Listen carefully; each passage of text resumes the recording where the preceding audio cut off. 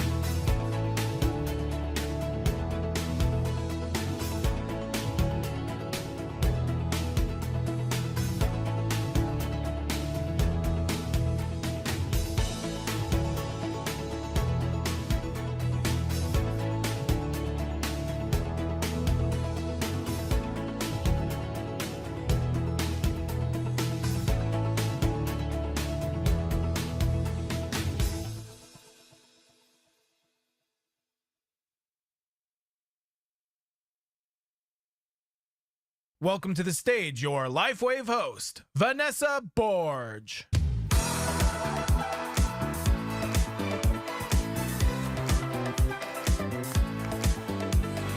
Wow!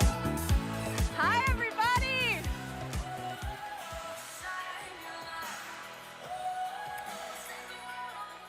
Wow, let's give it up for those performers one more time. That was unbelievable.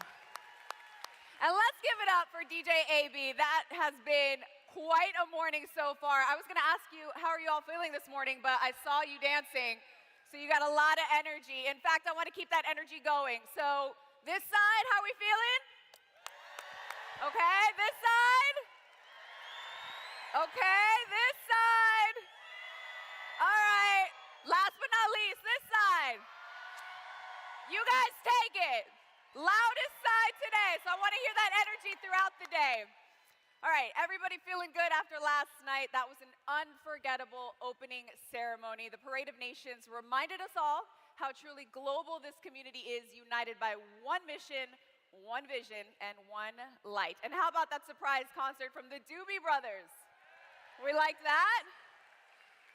Talk about starting the conference off with a bang. Each night will be another incredible celebration you do not want to miss.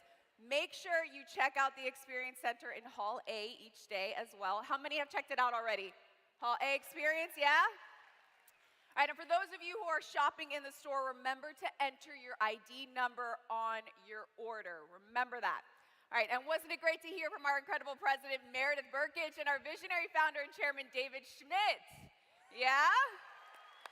Get ready. They're going to be talking to us once again this morning and throughout the event. Over the next few days, you're going to get valuable training to fuel your growth, hear about LifeWave's vision for the future, and celebrate the achievements of our amazing brand partners who continue to lead the way. And this morning, we're diving right into the energy and purpose that make LifeWave shine. So get ready to learn, connect, and be inspired, everybody. To kick things off, please join me in welcoming a leader whose heart and dedication continues to guide us all, LifeWave President Meredith Burkich. So let's give it up.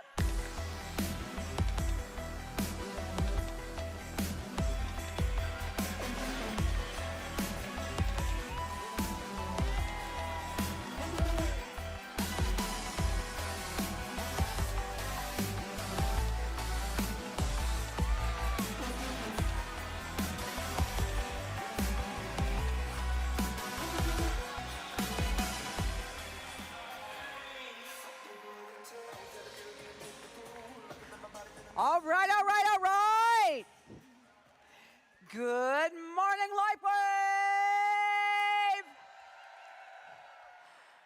This is such a fun, incredible room, isn't it? I'm going to have a blast on this stage, and the cameramen are going to absolutely hate me. Camera people, I should say. All right, so what do you think? Are you ready to have life-changing couple of days? Are you ready to keep that energy going? Are you ready to come out here lit and transformed? How many of you got sleep last night, or how many of you were too excited to sleep last night? Which is it? Which is it? It was such a great day yesterday. You know, it was first for LifeWave. We've never done the breakouts before. And do you realize that attending the breakouts, all in, over 4,000 of you came to the breakout. So thank you. A big shout out to all of our presenters and those of you that came to learn more about compliance, more about onboarding, more about obviously the new compensation enhanced plan that's coming out. And how about the first ever Hispanic breakout? As I understand, we had to ask some hush, hush, hush, because it was so exciting in there. The walls could not contain the sheer sound and energy that was coming from that. So it was just amazing, and just again, the first of many, many to come. And of course, the Doobie Brothers, so fun to get to hear. And I love how David actually chooses and selects every piece of entertainment when it comes to the bands and always puts a piece of himself in there because it's so important to him to share the experience with all of you. And so absolutely love that happening. But the most important, it's funny because, you know, as we look at these events year after year, we absolutely do these surveys to find out how can we improve, how can we do better. But the number one takeaway that every year is the same year after year, it is the networking opportunities. It is the time that you have to learn from each other, even just maybe down standing in line waiting to get your matcha tea latte first thing in the morning. Or maybe it's because you're just standing in another line or in an elevator, but learning from each other. And that is what we do. We are in the network people business. And so those success tips that you gather to take home are the most important. We have invested a lot of time and effort into this to deliver to you. You have invested a lot to be here, and our intention is not to give a presentation. It is to absolutely engage you in an experience that can leave you illuminated and lit. And so and lit, yeah. My son is probably groaning right now, going, "Oh, Mom, you got to talk like me." But in any case, there are 5 pillars of our events that we plan. And we want to make sure, as they're up there on the board, think about these things right now as you're sitting in your seat and you're starting to take notes and get kind of focused here. This is definitely to inspire, but it is also to educate and to celebrate. It is a time for community, of us coming together, and of course, for purpose. And so a movement that we have here at LifeWave is all about belief. And these are the pillars of events that move us forward, because it is that belief, it is that movement that will help you with your actions to actually experience the successes in ways that you cannot imagine. And when you come out of conference, a lot of times we have, how many of you have left a conference and been so excited, just so high and big on life, and you're just feeling like you have just discovered the secrets of the universe? Does anybody know what that feels like? Does anybody know that feels like? And you are so inspired, you're walking on clouds, and you get home and it's bubbling over, and you literally feel illuminated. And then you tell your friends, and they're going, "Okay, well, what did you learn? What did you take away?" And then you had this moment. The Monday mystery moment. It's like, well, I'm not really sure. And then you go and you look in your notes on your phone and you try to figure it out. You say, okay, well, what was it? And then you have these blurry, terrible pictures of people's shoes next to you on the floor. You don't even know how that one got in your phone. And then you took these, what were inspiring moments on stage, but you really can't remember what the person was talking about. And then that's not helpful. And then, of course, you just have these weird little notes that you took in your phone with words like, yes, and the fountain of youth. No, I didn't say that. But in any case, you're going to have all these things that you wrote down, and none of it makes any sense. So what we want to do is say inspiration is great, but it is a lot like helium. Okay, it will lift you up and have you floating out of the room, but it seeps out, it leaches out over time. So what's the most important thing that when we come out of this to talk about is, instead of the balloon, let's go back to our 5 pillars.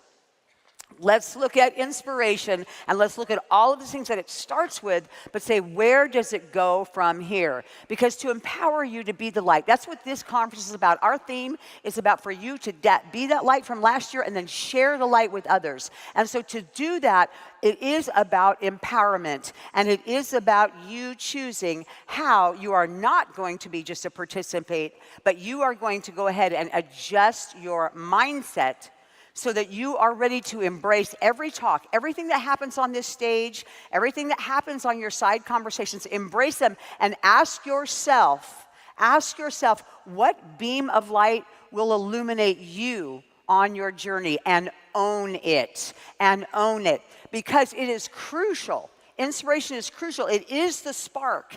It is the spark that starts everything, and it ignites that belief, and it is contagious. I mean, we talk about the law of attraction, everything that brings people to you. You have to be light, because people, they will shy away from you if it doesn't start with you. And then we move to the education, of course. Why is it so crucial? The education that you're going to be taking part in, starting with the breakouts and then going all through the next 2 days, the education is absolutely critical, because again, you have to what? Know the way. You have to go the way, and you have to show the way for others to follow, because they need that confidence that they're going to get from you, because this is how you duplicate. When you own your own inner light, and you understand how to fuel it, because this is when you'll understand that clarity that will help you duplicate your business. So I hope that you'll be really going into this with a clear mindset as you approach the next couple days that you've invested in, and we will be celebrating, and we will be recognizing Communicate, because we know that this creates momentum. Because not only is it the celebration of the individuals who actually accomplish these great goals and are going to be up on this stage and getting their pictures taken, but when you look at them, remember that we always talk about how success leaves clues. Success leaves clues. And so when you're looking at recognition, again, what are we doing? Just obviously we want to celebrate people who are investing, but we want to say that celebration is all about showing, oh, okay, so then that's what I do if I want to be successful. And so the community piece of it about these events is so important, because here in this room right now, joining us virtually, there are over 10,000 points of light converging. 10,000 points of light converging. A collective LifeWave light that is being illuminated right now around the world. And what does the law of nature say? When light enters a room, when light enters a path, when light enters a person, what flees? Darkness. Darkness flees. It is a law of nature. And this is why it is so important that we shine and then starts to spread that light and spread that light. Because when we come together in these points, we're even brighter. And who is the brightest light at LifeWave? Who is the brightest light at LifeWave? So, in the moments that follow, let's honor this time together. It is an envisioned vision by our founder and CEO, David Schmidt, an assimilation to assimilate the inspiration and the education and the celebration and the community and the purpose in this room, who is shining a light for billions of lives to follow now and into the future. You may have heard it said that people say necessity is the mother of invention, but actually what I found is that divine inspiration is the actual key that unlocks the impossible. Sometimes I find it really hard to believe that this year I was issued my 200th patent, an accomplishment that makes me feel just so incredibly blessed.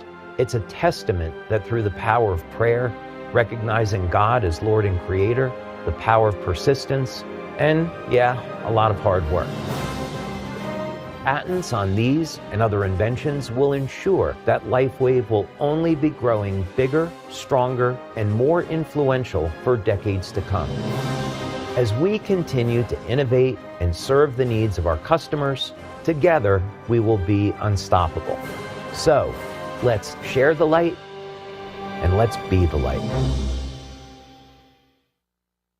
Please welcome to the stage inventor, philanthropist, founder, and chairman of LifeWave, David Schmidt.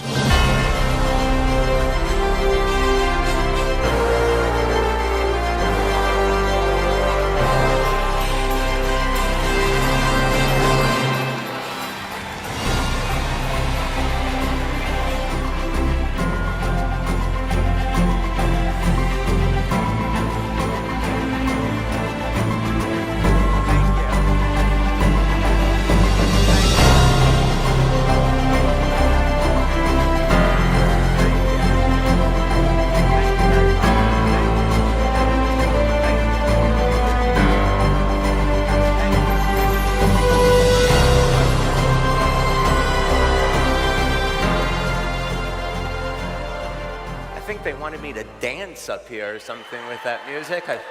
That will never happen. You know, when we were working with the events team for this conference, our team said, hey, how do you feel about if we have this round stage and we put you in the center of a giant patch surrounded by other patches?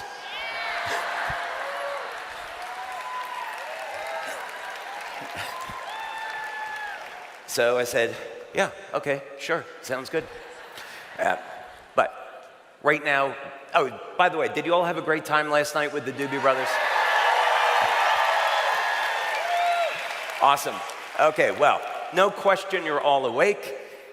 What we're gonna do now is we have a tremendous amount of information that we are gonna cover today on anti-aging, age reversal, and exploring the limits of human lifespan. So let's go ahead and get into that now. So we want to know, what are the limits of human lifespan? There's a lot of ways to look at this, and there are many differing opinions in the scientific community. We're going to start at what might at first seem to be a little bit of an unusual place when we're talking about the subject of stopping aging and age reversal, and that is it possible to regrow a lost limb? As you're going to see, the two of these phenomena are intimately connected. They're actually different expressions of the same thing. So we're going to look at some work from Tufts University on the subject of the biodome. And what's so interesting about this is that this is, if you take a frog that does not have the ability to regrow a lost limb and you sever it, and then you're taking 5 biochemicals that act as signaling molecules, and you place this over the amputation site just for 24 to 48 hours. Within a period of anywhere from 9 to 18 months, after that initial signal, the limb will completely regrow or nearly regrow. So, what's important about this is that it just required the initial impulse of information, and then it required having the fuel to drive the regenerative process, the energy, the amino acids, the protein synthesis. And this is something that LifeWave does extraordinarily well. Our patches are a communication system that feed the body with information. So this tells us that this type of technology is within reach, the ability to regrow lost limbs. So we have to wonder, how far away are we from being able to do this in human beings? So let's examine this a little bit further.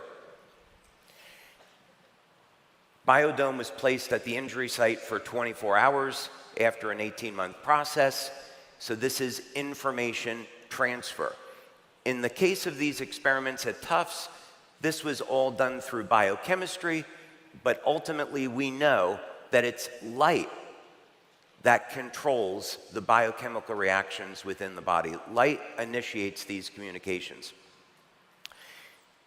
The 18-month process was for regeneration. So this tells us that there is a limit at which new proteins can be synthesized. However, we've actually found in our experiments with a device called the double helix conductor that it's possible to overcome biological limitations on protein synthesis. But in any case, the important part of this is that regeneration requires energy. So you can think about this in your own life. If you have an injury that has not healed, first introduce the signal to initiate healing. And that can come from a variety of different means, the correct biochemistry or light, such as with our patches. And then you need the energy to drive the process. So this is where we have a healthy diet. You get your proper nutrition. You need enough protein in your diet to supply all of the raw materials that are required for regeneration. So when we're going to look at a very complex subject, such as human aging, we can distill this down into the principles of energy and information. So in everything that we're going to be covering today, I'd like you to keep this in mind. Keep coming back to this idea. If it seems too complicated, keep coming back to this idea that this is all being driven through energy and information. So why would aging be any different than this? If we provide the information and the energy to a biological system, we should be able to reverse human aging. And as you're going to see, this is absolutely possible. So one of the questions then is, if we know what it takes to drive mitochondrial energy, which is going to be the source of energy production in our cells, where do we get the information from to drive the regenerative process? So we're going to look at clues. And we're going to look at nature, and we're going to also look historically at human aging and see what we can find. And a place to start, interestingly enough, is story of the tree of life. So we look at this quote from Genesis 3:22. And as you know, the Bible was written in Hebrew, but we're looking at it in English right now, and it's important for us to have that frame of reference. So God says, okay, well, now that man has sinned, if he eats from the fruit of the tree of life, he'll live forever. So Adam lived 930 years. The question that we ask ourselves is this a real, factual account, a historical account? Is that a real number? Or is this just a story that was made up? Is there anything that we can point to, any information that would allow us to see, is this a real, true number? Because the implication is that if these ages that are recorded in the Bible are true and factual, it means that human beings have already lived to be more than 900 years old, and now this is a process of rediscovery. We have to understand how was that possible.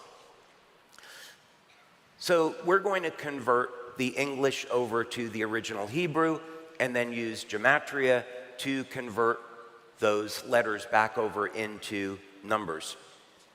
So if we take the phrase tree of life, depending on the calculator that we use, we come up with the number 66. What's interesting about this is that 66 is a harmonic of the number 528, if we think of this in musical terms. So in other words, we're going to look at the number 66 as a frequency, and then we're going to double that frequency to get a harmonic, and we come up with 528. So we look in the literature, and interestingly enough, what we see is that a frequency of 528 hertz has been used to regenerate damaged DNA. So incredibly, embedded into the story of Genesis and the story of the tree of life is numerical information that tells us how to regenerate damaged DNA. There is no way that could have been known thousands of years ago, if we believe in the way history was telling us. But let's look at some clinical studies, because this is actually very interesting. We're in California. I thought some of the men here might be interested in knowing, how do you elevate testosterone, right? It's not summer, but we are still in California. So there's not a local Radio Shack, I think, that's open anymore where you can go out and get a frequency generator. But you men, you might want to know 528 hertz elevates testosterone production. Pretty cool. So this is an example of how we're using energy to control the biochemistry of the body, not necessary to get external injections of testosterone. Another example, if we use a different way to calculate the tree of life number, it comes up with 159. Now, in this example, what we're going to want to do is convert that over into a wavelength of light. And you can do this very simply with an online calculator. There's a very well-known formula for converting frequencies over into nanometers, and light is in the nanometer range. So in this particular case, we convert the tree of life frequency over into a wavelength of light, and we come up with 857 nanometers. Why is that significant? Well, research has shown in this band of light that this activates mitochondrial energy. And time again, what's been demonstrated in clinical studies is that one of the principal reasons why we age is because of a decline in mitochondrial function.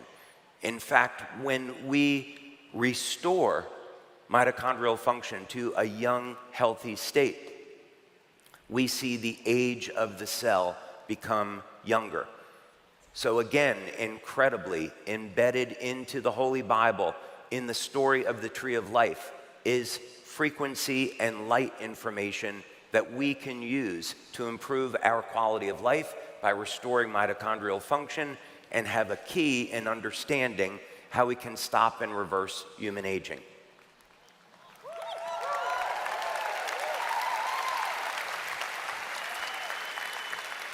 So, what can we take from all of this? All living systems depend on energy to survive. You stop energy production in a cell, and the cell dies, so this is known. All living systems depend on information. We're constantly collecting information in our environment, and we're responding to it. So our cells are constantly responding and adapting with this very complex communication system of information using light. Experiments demonstrated that it is possible to regenerate a lost limb in a species that doesn't have this capability simply by providing energy and information.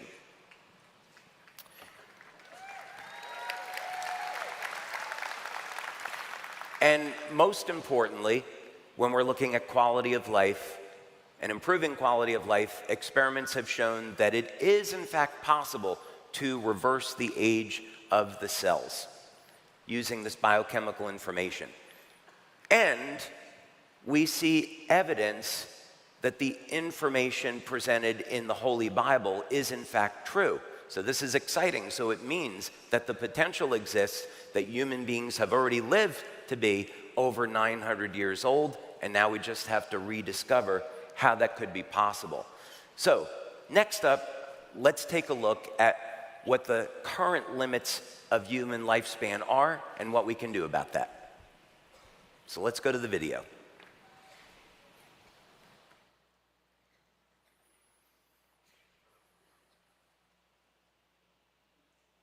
If you look maybe 50 years from now or 100 years from now, a person born then, what do you think is a good goal in terms of how long a person would live? Well, so it changes all the time because technology is changing so quickly. I keep revising the number upward.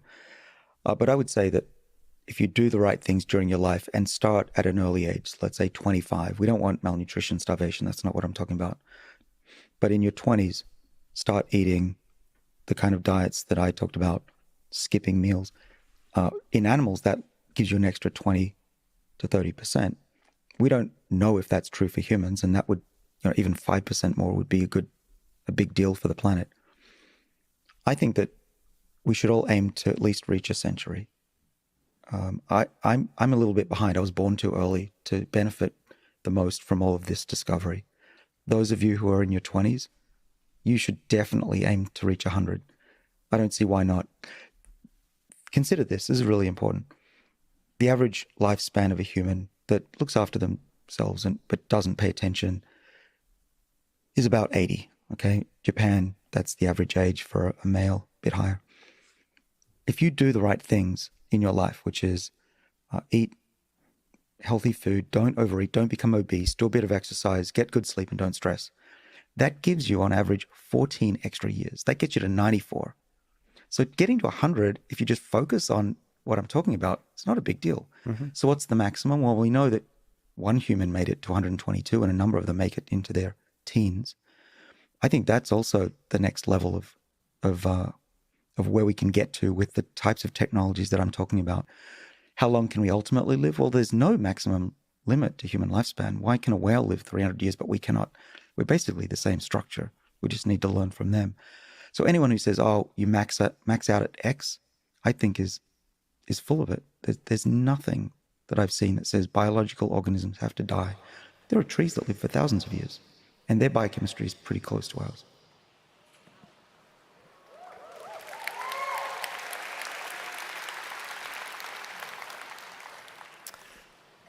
Okay. So there's many different views in the scientific community on limits of human lifespan. Dr. Sinclair is focused on this subject, and I'm happy to see that he believes that there are no limits of human lifespan, like many people in the anti-aging and age reversal community. But let's take a look at this a little bit deeper. Here's an article that's from Nature, a well-respected journal, and looking at the evidence for human lifespan. And in this article, the author states, well, we might expect that humans might live to be a maximum of 115 years old. Overall, that's pretty good, I think, for most people, but let's look at it a little bit differently. One of the things that's interesting about this is we've had people live to be over 120 years old. Now, I don't think most people want to live to be 120 and necessarily look like this. No offense to this young lady here. So the key is we don't want to be 120 or 150 or 200 and look that way. Premise behind this is that you're reversing the biological age of the cell.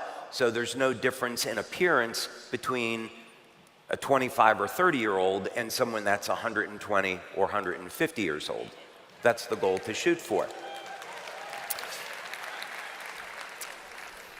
Many other scientists in the age reversal community believe that there's no upper limit to human lifespan, and it's more statistically, what are your odds over time of avoiding accidents, avoiding serious health problems.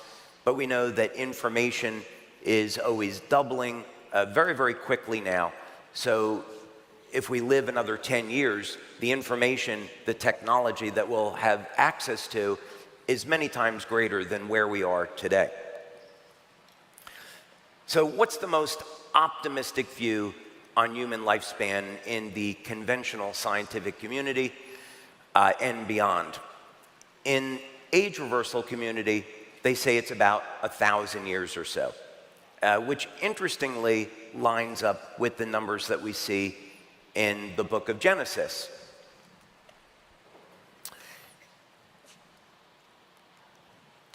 So what does science tell us about what we can expect in our lifetime now?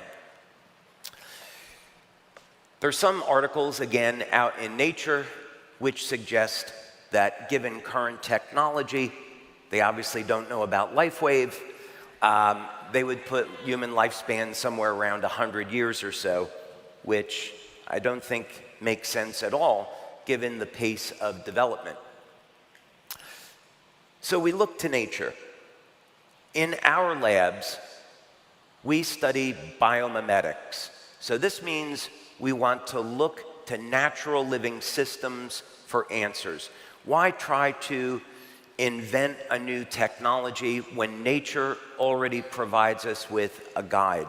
We simply have to study species that defy normal human aging and then see what we can learn and then apply those principles over to human beings. So let's take a quick review of some species that age in a different way than human beings, or they don't age at all. We'll start with the bowhead whale.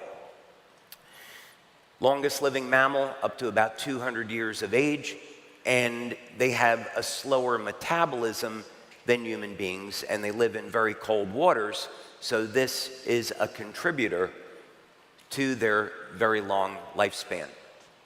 Now we can go way over to the other side, and we look at the glass sponges with lifespans of 10,000 to 15,000 years. King's holly in Tasmania, 43,600 years. There's a single colony of Mediterranean seagrass, over 100,000 years old. So there are plenty of examples that we can study. You say, well, this is a plant. We can look at the species of bat, brant bat.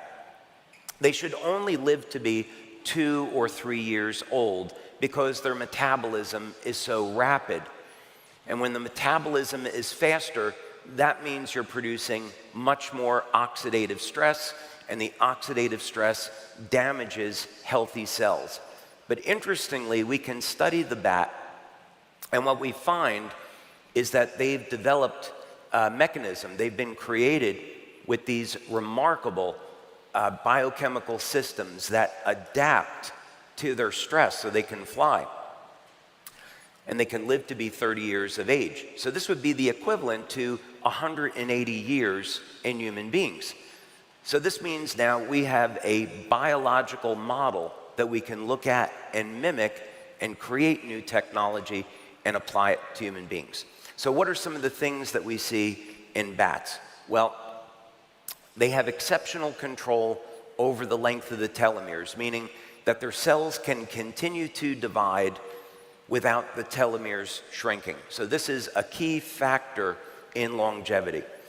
In addition, they have a mechanism by which their cells repair DNA.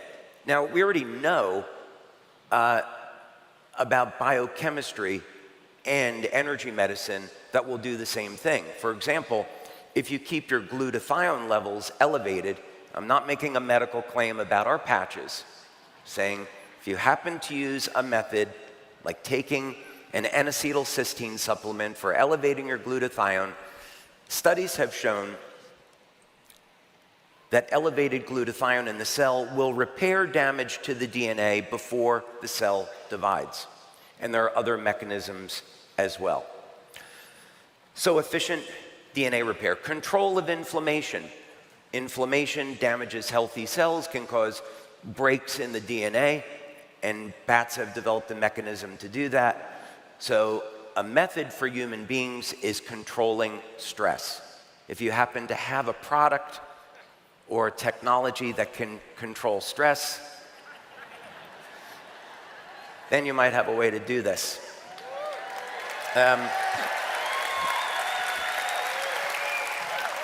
I'm just saying. And then also, if we understand what is driving cancer, the standard definition, of course, is that a cancer-causing substance gets into the cell, mutates the stem cell, and then this replicates into a cancer cell. So again, bats have developed mechanisms for dealing with this. But what about human beings? Keep this moving along. Now, let's again go back to the Bible for a moment, and we want to look to see, is there any evidence for these fantastic ages that are in the Bible? And I would encourage you to do this yourself, and you can use any various AI program to make this easy. ChatGPT, Grok 4, whichever one you care to, but make it very easy. So first, you can get a list of all the names that are mentioned in the book of Genesis, along with their corresponding ages, and then this is the list that you'll get. And you'll notice, of course, immediately a trend to where the age starts at 930 with Adam, and then goes down to 205. Now we'll plot this on a graph, and you see right away that we have an outlier there in the data, with Enoch at 365 years old. Now, what does the Bible tell us about Enoch? It tells us that he never died, that God took him. So we remove Enoch from the data, and now we smooth out this curve because it's an outlier. So the next outlier that we want to look at is Noah. And the reason is because that's the point at which ages in the Bible start to decline. And we know that's when the flood occurred. So Noah and then his son Shem. Noah was 600 years old when he entered the ark before the flood. Shem was 98 years old. So Noah lived to be a total of 950, Shem 600. That's very interesting. So we might say, were the conditions that people lived in on the earth different before the flood than after a flood that attribute to this change in lifespan? We might be able to form any number of different theories or hypotheses about this, but it's worth reflecting and thinking about. In any case, we take these ages and we spread them out over time, and we can now ask AI, is this decline in aging statistically significant? Are these just random data points, or is this a statistically significant decay curve? And it turns out that these aren't random numbers at all, that this is a biological decay curve, meaning that we can rely on these ages in the Bible as being true and factual. So we know people lived to be over 900 years old before the flood. Now we just have to figure out why. So the short version of this is that there's evidence that the ages in the book of Genesis are true and factual. So people have already lived to be over 900 years old. So we can, if that's the case, then we can look at how to create technology to duplicate this. And we can look at further evidence. So let's go back now and see what's in the current scientific literature. Is there any evidence that humans can be regenerated to a more youthful state? So you can do the research yourself, or you can ask AI, depending on how you want to do this. So as it turns out, there are many things that we can do today that have an influence on our lifespan. One of them is fasting and calorie restriction.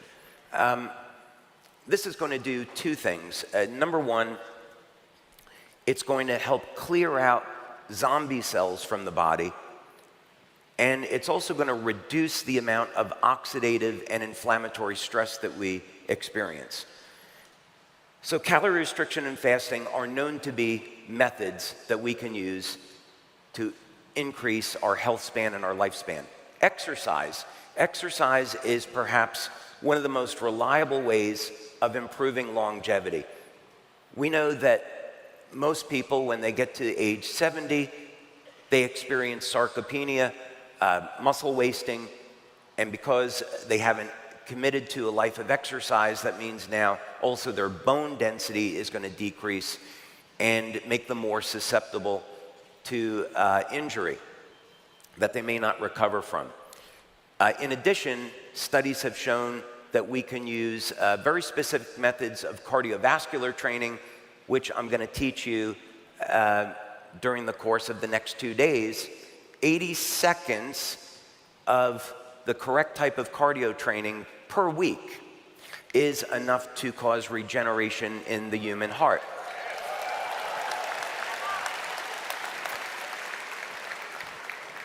And if there's anyone here that can't exercise for 80 seconds a week, I invite you to leave now. So, but please stay. Okay. Another method that's incredibly simple, this was discovered by Dr. Bruce Ames, on the combination of acetyl L-carnitine and alpha-lipoic acid. This combination, both in vitro and in human beings, has shown to boost mitochondrial function and in turn cause older cells to look and function like younger, healthier cells. Oxytocin, the hormone of love. We speak about this frequently at LifeWave, that if we can elevate our oxytocin levels, we can regenerate the muscle tissue in the body back to a younger, healthier state. Yeah. I'll go for that.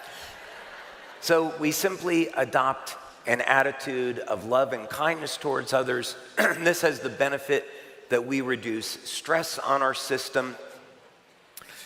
And doesn't matter if you're 70, 80 years old and above, elevating oxytocin causes those older muscle cells to regenerate to younger, healthier cells. Copper peptide. Copper peptide will reset 1/3 of the human genome back to a younger, healthier state. So we very clearly have evidence that age reversal, again, is possible with a simple peptide. Carnosine.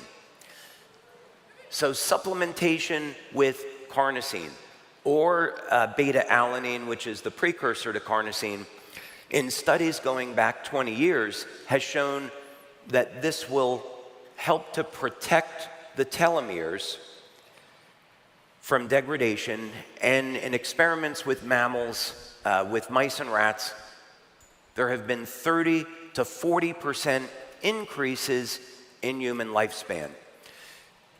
In lifespan in mammals, in those rodents. So now we can see that we have multiple methods that we can employ on a daily basis that are very simple, that will have a practical impact on our age. Glutathione. Consistently in human beings that live to be over the age of 100, one thing that they all have in common is their glutathione levels, and it's very understandable why. Glutathione is the body's master antioxidant. It protects the cells from oxidative inflammatory stress and helps to repair damage to DNA. So for example, you go out in the sun, you get too much exposure to the sun, and you get breaks in the DNA. Glutathione will regenerate and repair the DNA before the cell divides, not passing that mutation on to a future cell. This is very well known in the literature. And restoring NAD. So a lot of the work that's being done today on age reversal is looking at precursors to NAD, such as NMN and NR, and even niacin. Just for regular basic vitamin B3 niacin is a precursor to NAD and can help support your NAD levels. We found in our studies with X2O that the X2O water will initiate increases in NAD levels. More on that later. So what can we take from all of this? Well, in the scientific community, some of the consensus is that human lifespan is limited to 120 years. But also, there are scientists that think that there is no upper limit to human lifespan, or maybe that will peak out around 1,000 years. There's species on this planet that defy normal aging, so we can use this information and we can use these species as a biological model for applying what we learn over to human beings. There's evidence that the ages in the Bible are true and factual. There's scientific evidence that it's possible to reverse the age of human cells. So, up next, we're going to talk about LifeWave and lifespan. But first, let's go to this video.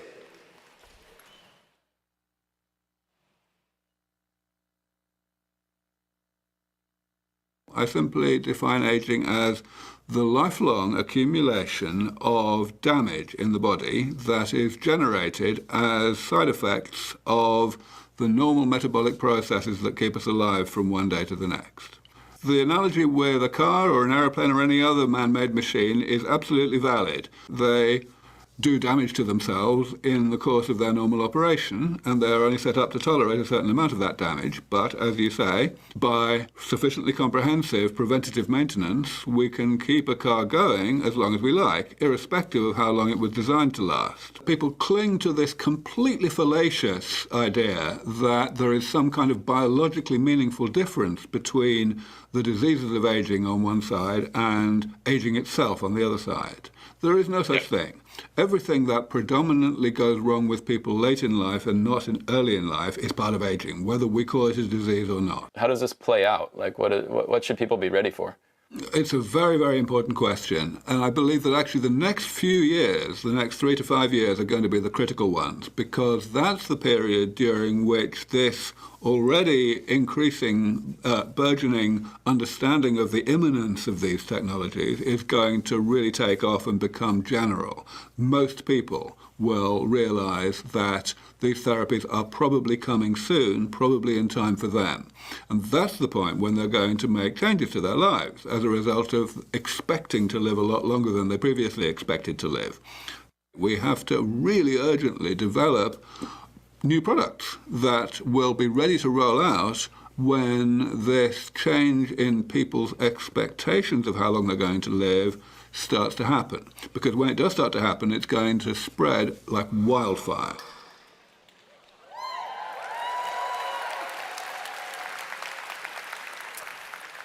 Okay, so let's take a look at LifeWave and Lifespan and some of the things that you can be implementing to have an impact today on your overall quality of life. So the goal here is that not only do we want to increase lifespan, but we want to increase health span, meaning that as you age, you stay younger in the process, and we even reverse some of the signs and symptoms of aging.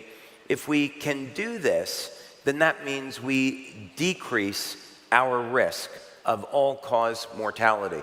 So, for example, if we implement a regular program of eating healthy and exercise, and we maintain a healthy body composition, and we stay strong, then what we do is we reduce our risk of diabetes, cardiovascular disease, and cancer, just to name a few. So these are really important things that will have an impact on quality of life, not just that we're trying to extend life, we're trying to extend the amount of time that we can have productive, youthful years. So let's look on some research of some specific nutrients, for example, that you could include.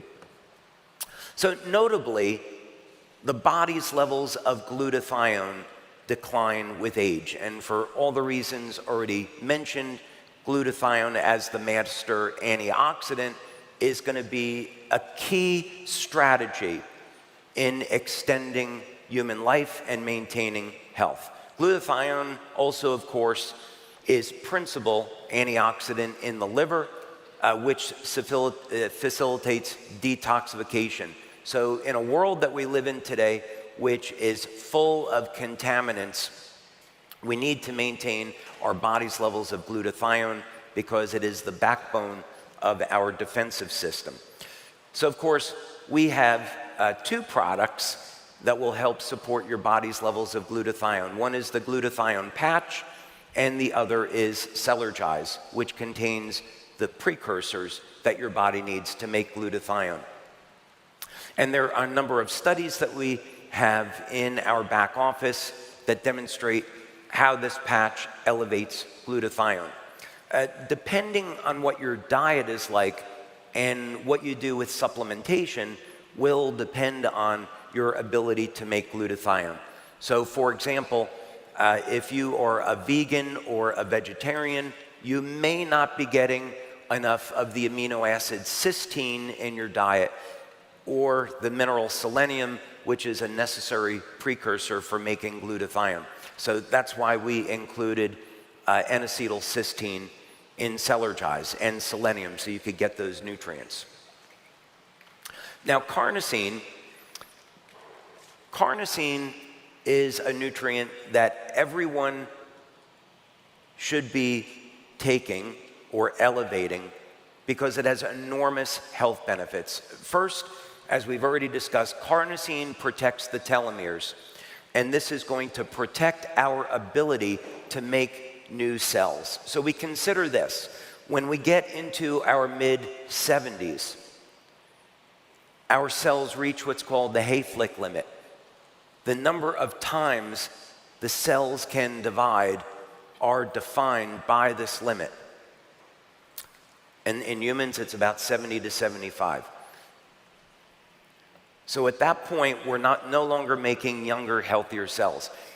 The telomeres, since they're regulating cell division, if we can simply use methods to lengthen the telomeres or prevent them from decaying, which happens in all species that don't age, then we can continue to make younger, healthier cells way beyond the limit of 75.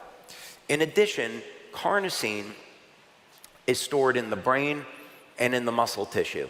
So our research with carnosine demonstrates that in addition to improving cognition, also improves strength and stamina. So when we consider all-cause mortality in individuals above the ages of 50, 60, 70, one of the key things that we see is that this is closely linked to strength and stamina. Meaning if you're exercising, if you're using nutrients like carnosine to maintain strength, your risk of dying from anything declines. Now,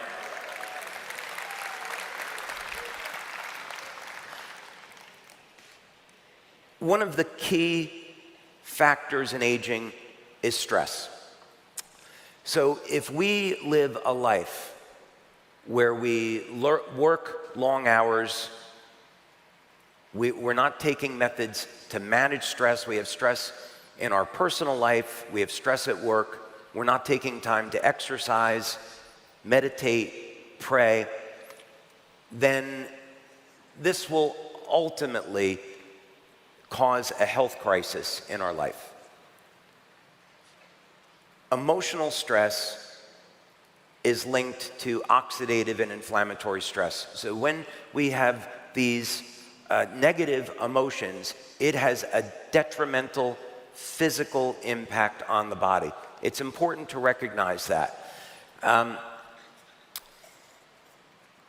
So Eon, what we have found, within about 15 seconds, reduces the stress on the nervous system. We did this study. One of the important studies that we did with Eon was with Dr. Tom Budzinski, and we used a piece of technology that's called thought technology, and it measures changes in the sympathetic and the parasympathetic nervous system.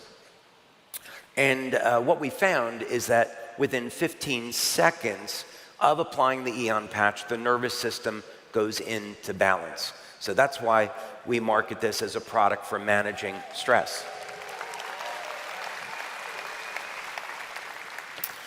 Now here's a fun fact. Very often I'll be asked, well, we know the glutathione patch elevates glutathione. We know X39 elevates copper peptide. Why don't we show what peptide Eon will elevate? And the reason why we don't talk about that is because if you were to do a search on that peptide, you would immediately see medical applications for that peptide, and we don't want to make those claims for this patch since we don't study it that way. But the Eon patch was developed as a result of research that was done, interestingly enough, on bees. So if you take a peptide that naturally occurs in the human body, in the liver, and this peptide declines with age, and you take that peptide and you inject it into a worker bee, you can increase the lifespan of the worker bee to be equivalent to a queen bee. And turns out that the queen bee, the reason why they live longer is because they're eating the royal jelly, and that peptide is found in the royal jelly. So this is a very good example of how we can look to nature and find clues to how different species are defying normal aging and then apply that over to human beings. So use of the Eon patch elevates this peptide. It will reduce stress on your nervous system, reduce inflammatory oxidative stress, and we certainly believe this will ultimately have very beneficial impact on longevity. Now, copper peptide. We don't have enough time today to cover all the benefits of X39 and copper peptide, but a simple search will reveal that there are numerous benefits to using X39 and elevating your copper peptide. We know that copper peptide levels decline by over 60% after the age of 60. So we have to have a strategy if we want to improve our longevity. We have to have a strategy for increasing our body's levels of copper peptide. Again, with Celergize, we include the nutrients that are required to make copper peptide, just in case you don't have the best diet. So some of the benefits are cosmetic in the sense that we're repairing the skin. But keep in mind that collagen is the #1 protein in the body. So if we're seeing these effects show up in the skin, we know that they're also occurring throughout the body, improving skin firmness, elasticity, reduction of fine lines and wrinkles, even improving the structure of aged skin. This is an important one because when we do research on human aging, one of the key things that you see is that the physical structure of the cell changes over time. The cell has what's called a cytoskeleton, which is made of a matrix of collagen protein. So it's like jello inside the cell. And the organelles are attached to this collagen matrix. When we're age 25, levels of collagen begin to drop. So we could say, in effect, that around age 25, we start to age. So we need to have methods of increasing collagen production and maintaining the integrity of the cell, and copper peptide is one of the methods that we can use for that.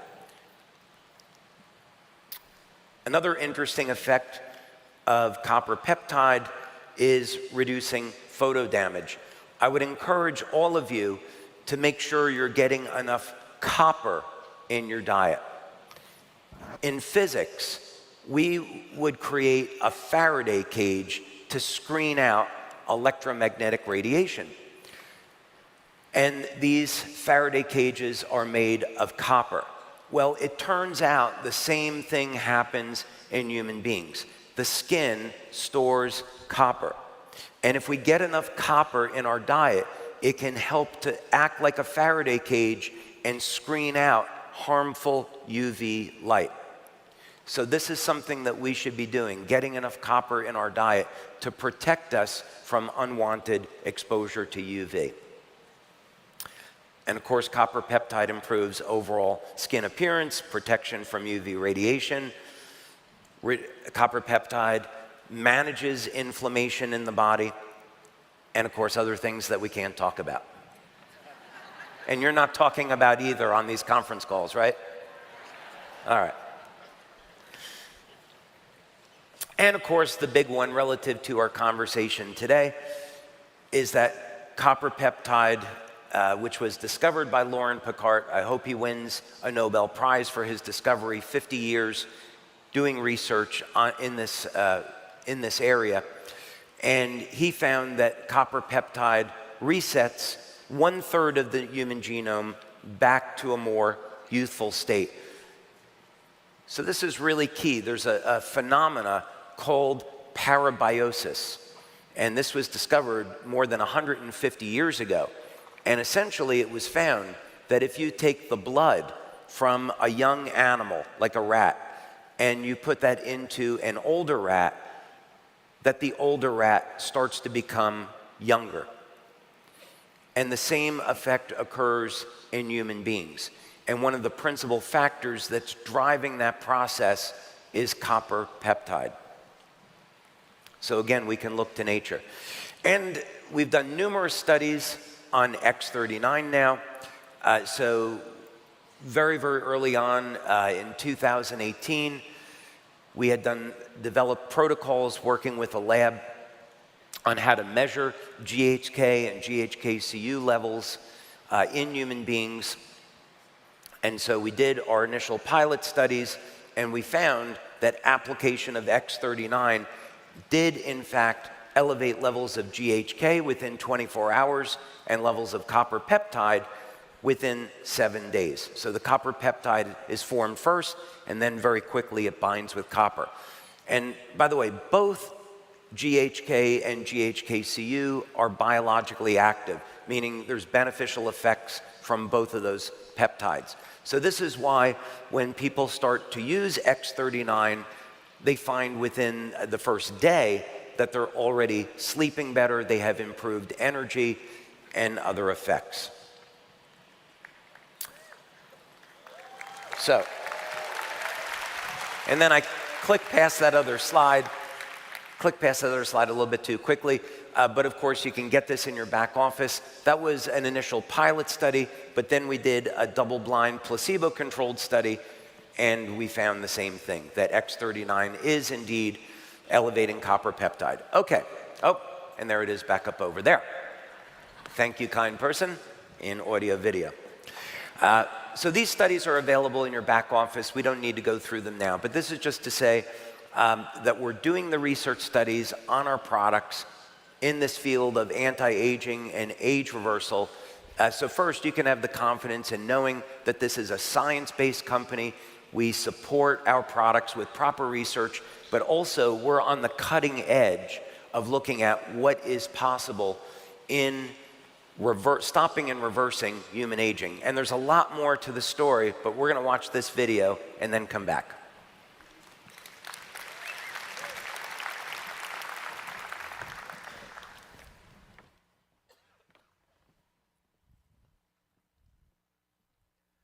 You know, we all kind of lose function in our bodies as we get older, right? Like the big things that, if you look at the biggest killers, it's like heart disease, cancer, diabetes. So a lot of medicine is targeting how do you treat that disease. But there's another theory, which is like maybe the root cause of all those things is that, you know, our cells are just losing function as we get older, and so you're more susceptible to get these diseases. Like, I'll give you an example. So if you're like, let's say you're in your 20s or 30s, and you know, you have some damage to your cells, like you drink too much, or you get sick, or like, you know, and there's kind of like this insult or damage to your cells. Your cells have the ability to recover from that. When you get older, your cells don't really have the ability to respond as well to these kinds of threats, or like, you know, it could be viruses, or, you know, eating or drinking too much, or not getting enough sleep or whatever. They start to lose their function. And so instead of treating like the effects of these diseases, why don't we just try to restore the function your cells had when you were younger? Because like, who wouldn't want to feel like you had the metabolism or immune system or whatever, or the muscle system of like a younger person, right? Mm-hmm. That would just be more years of healthy life, you know, to get stuff done. So anyway, I think we're on the cusp of potentially being able to make a breakthrough in this area. And it's high risk, but I think this is exactly what people should be doing. Like, if you have some success in business, like, try to push the frontier, right? Do something that's really challenging. What we're trying to do is not change the type of the cell. We're trying to just change the functional age of the cell. Like, if it starts as a skin cell, stay as a skin cell, but just be like a younger version of yourself. And so we're searching the vast space of different sets of proteins. They're called transcription factors, which basically turn on and off different genes in the cell. There's like a massive number of combinations of these that are potential. We've developed a high throughput screening system that can test like millions of hypotheses, looking for novel sets of proteins you can put in these cells that change the state of it back to like a younger cell. And we know that. So you're injecting proteins, and yeah, it would be an injection of proteins into the body that the cells absorb? Yeah, and they're delivered via this thing called lipid nanoparticles. But yeah. It's basically a way to deliver proteins into these cells, and it causes them to turn on and off different genes. Wow. Yeah. How far out do you think you are? I mean, we're going to start clinical trials on our first program probably in the next year or two in humans. And that's where you have to go through FDA or different countries you can do it in. And then we have 2 or 3 other programs coming along. So I think within like 5 to 10 years, we'll hopefully have candidates ready for, potentially someone could actually go get it prescribed by their doctor in like, hopefully like less than 10 years. But, these are kinds of things that sometimes you need to try a lot of shots on goal to get something that works, right? And it can start to get expensive the later you are down doing these human trials. Like it costs something like $2 billion and takes about 10 years to get a drug to market. And that's with a lot of failures along the way. So, we're putting a lot of capital to see if we can come up with a breakthrough here. Who wants to be part of that, right? Any way to make us look younger and feel younger, right? Well, thank you so much, David. We're going to be hearing from him in just a few minutes. But our next speaker is Dr. JoNnes, a hands-on scientist with more than 35 years of experience in biological sciences and natural products research. As research director at NIS Labs, she helps design research that's not only ethical and effective, but truly meaningful. While she couldn't be here with us in person today, she has recorded a special presentation just for this audience. Let's take a look. Hi, my name is JoNnes, and I'm the research director at NIS Labs. We have conducted clinical research on the LIFEWAVE X39 patch, and I'm speaking to you today to present our results. My background is in immunology. I have a PhD from University of Aarhus in Denmark. I went on to work as a postdoc in cancer biology at University of Alberta in Canada. And I became an assistant professor at McGill University, studying systems biology involving both immune cells and stem cells. And I'm the founder and the research director at NIS Labs. I have worked with research on natural products for over 30 years. We use mainstream tools to ask questions about unusual methods for supporting health. My passion is to find truth in ancient traditional healing methods and to help talk about them in words that modern science can embrace. To do this, I founded our lab, NIS Labs. At NIS Labs, we study the mechanisms that allow our immune cells to travel around in our body to protect everything. Here's a drawing of some sleepy cells, both inside the blood vessel and in the tissue. There are some NK cells and some B cells, some T cells, and some macrophages. This sleepy picture can change pretty rapidly. X39 helps the immune system to be alert and happy. We want the cells moving to protect our entire body in the blood, the skin, the gut, and all parts of us. And we want the cells to communicate. We also study the processes inside ourselves of making cellular energy.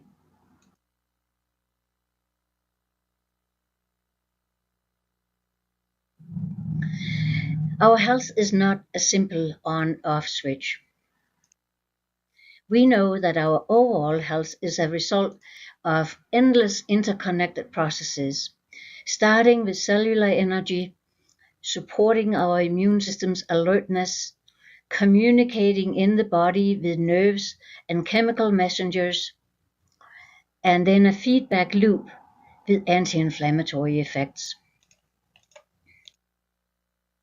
Based on how complex our body is, I was very excited when I learned about the X39 patch, a tiny little thing that makes light, not just on its own, but only when it's applied to the skin. When you look at the patch, you don't see the light. I knew we had to study this. We conducted a clinical trial to document what happens within the first few hours after you put on an X39 patch on the back of your neck. The results were very clear.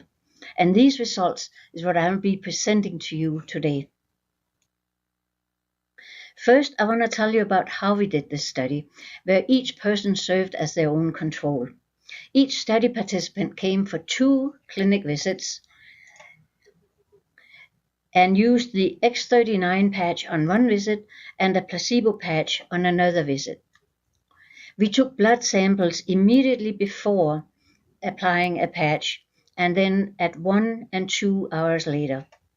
People were sitting quietly and resting and doing it in the same way, both on the X39 day and the placebo day, and they rested calmly in a quiet room between the blood draws. Now, the placebo patch looked exactly like the X39 patch, but did not contain the things that make light when it is applied to the skin. And the study was randomized. This means that different participants used the X39 patch on the first visit and placebo on the second visit, and other participants used the placebo on the first visit. The X39 patch and the placebo patch had two different numbers written on the back, but neither the participants nor the clinic staff knew which patch was which. Now, while we know that we can measure changes in the blood after consuming natural products, we were not sure what was going to happen when we applied the X39 patch to the skin. We hoped to see some changes, and we expected that they would be mild. Our results were amazing. We had two surprises, one that had to do with cellular energy and another that had to do with reduced inflammation. Before I tell you more about these findings, I need to introduce you to those two topics. Let's talk about energy first. In order to talk about the ways we documented changes in cellular energy in the X39 study, let's look at the parts inside each of our cells that make energy, the mitochondria. Inside every cell in our body, we have bubbles, tiny little bubbles that are called mitochondria. This is where energy is being made. They are literally the powerhouses of our providing energy for our entire body. The mitochondria have a unique machinery inside, similar to a conveyor belt, that's called the electron transport chain. So that electricity that is being transported is where I have these little lightning bolts on this drawing. They use this electron transport, they use this to supercharge energy into molecules called ATP. So the mitochondria are subcellular energy factories. The ATP is loaded with energy that can be sent out into the body and give energy to our muscles, our brain, and everything else that burns energy for our body to function.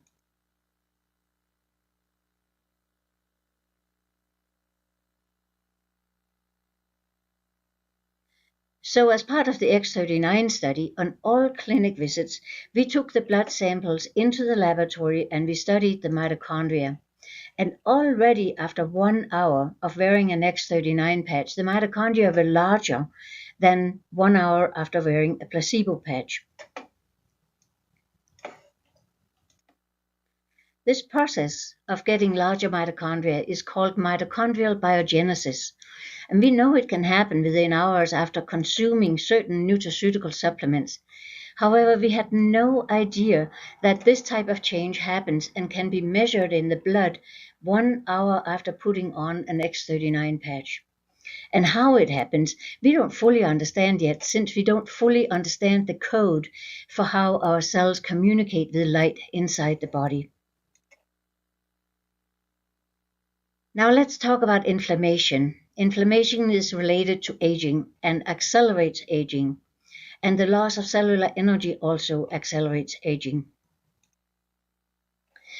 Also, in terms of regulating inflammation, the X39 patch worked quickly. The anti-inflammatory marker IL-1RA increased rapidly and was increased at 1 hour, and the pro-inflammatory cytokine IL-8 decreased. This change was rapid, creating a boost of cellular communication that helped regulate inflammation.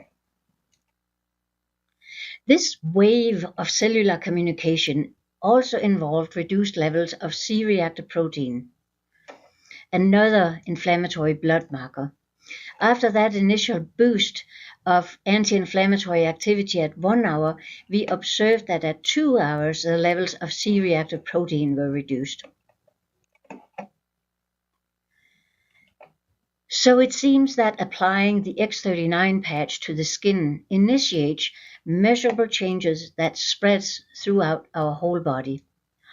It's like adding a drop of water into a silent lake and the drop starts ripples, and the ripples expand outward. And it starts waves of orchestrated changes in the body involving rapid increase in energy and rapid regulation of inflammation. Now let's shift gears a little.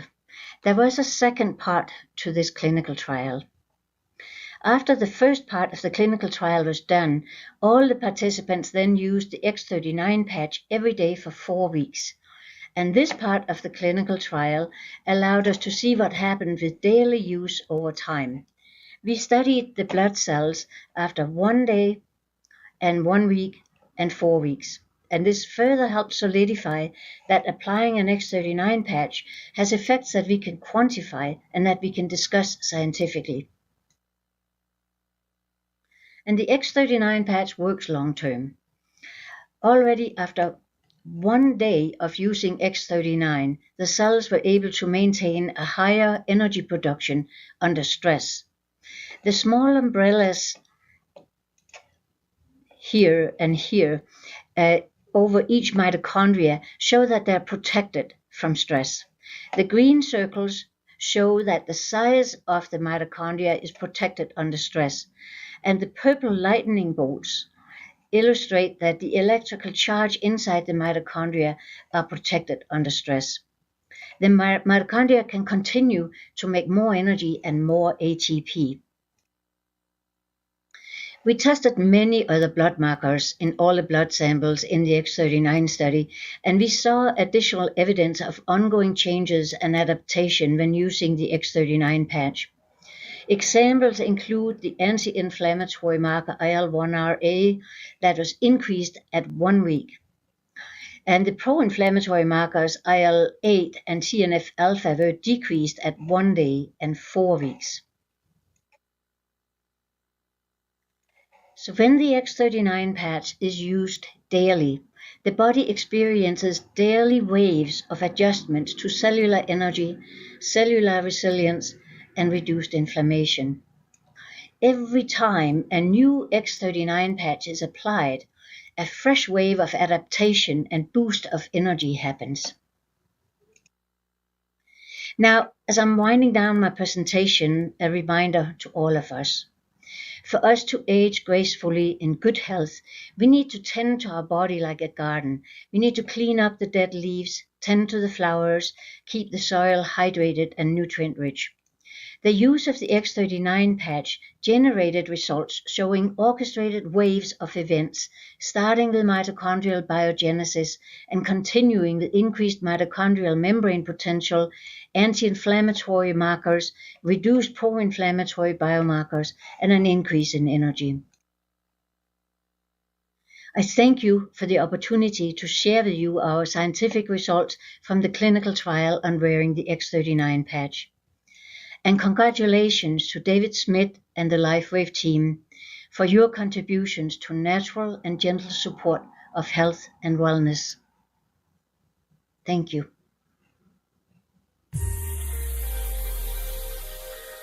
What if I told you there's a creature that doesn't age like we do? No wrinkles, no slowing down, just endless molting and growing. Meet the lobster, nature's closest thing to biologically immortal. But if they don't age, why and how do they die? And what does it have to do with human aging? First, let's clear something up. Biological immortality doesn't mean can't die. It means the creature doesn't age in the typical sense, no increase in mortality risk over time. Lobsters grow bigger and reproduce efficiently even in old age. Some have lived over 100 years. So what's the secret? Inside our cells, DNA strands are packed into chromosomes. At the ends of those chromosomes are telomeres, protective caps like the plastic tips on shoelaces. Every time a cell divides, those telomeres get shorter. Eventually, they become too short and the cell stops dividing or dies. That's called cellular senescence, and it's a big part of aging.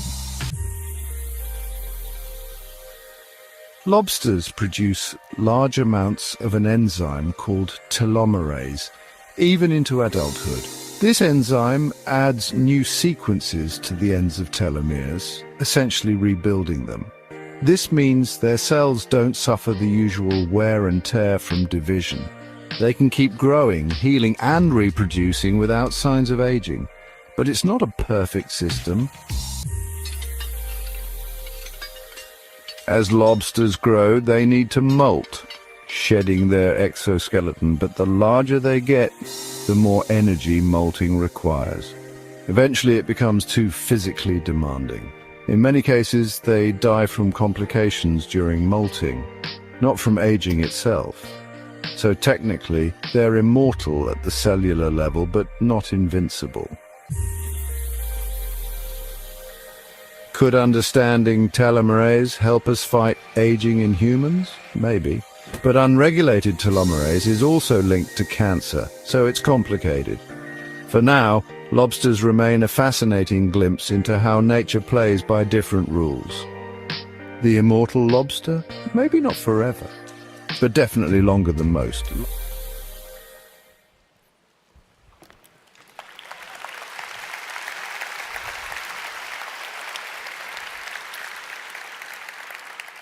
How about that Dr. Gita Jensen, huh? She has become a very valuable partner for us in performing clinical studies. She really wanted to be here today, but had a complication in travel plans, but maybe we'll have her here next year to talk about some additional research that we're doing on other patches with her. She's a fantastic researcher. We're blessed to be working with her.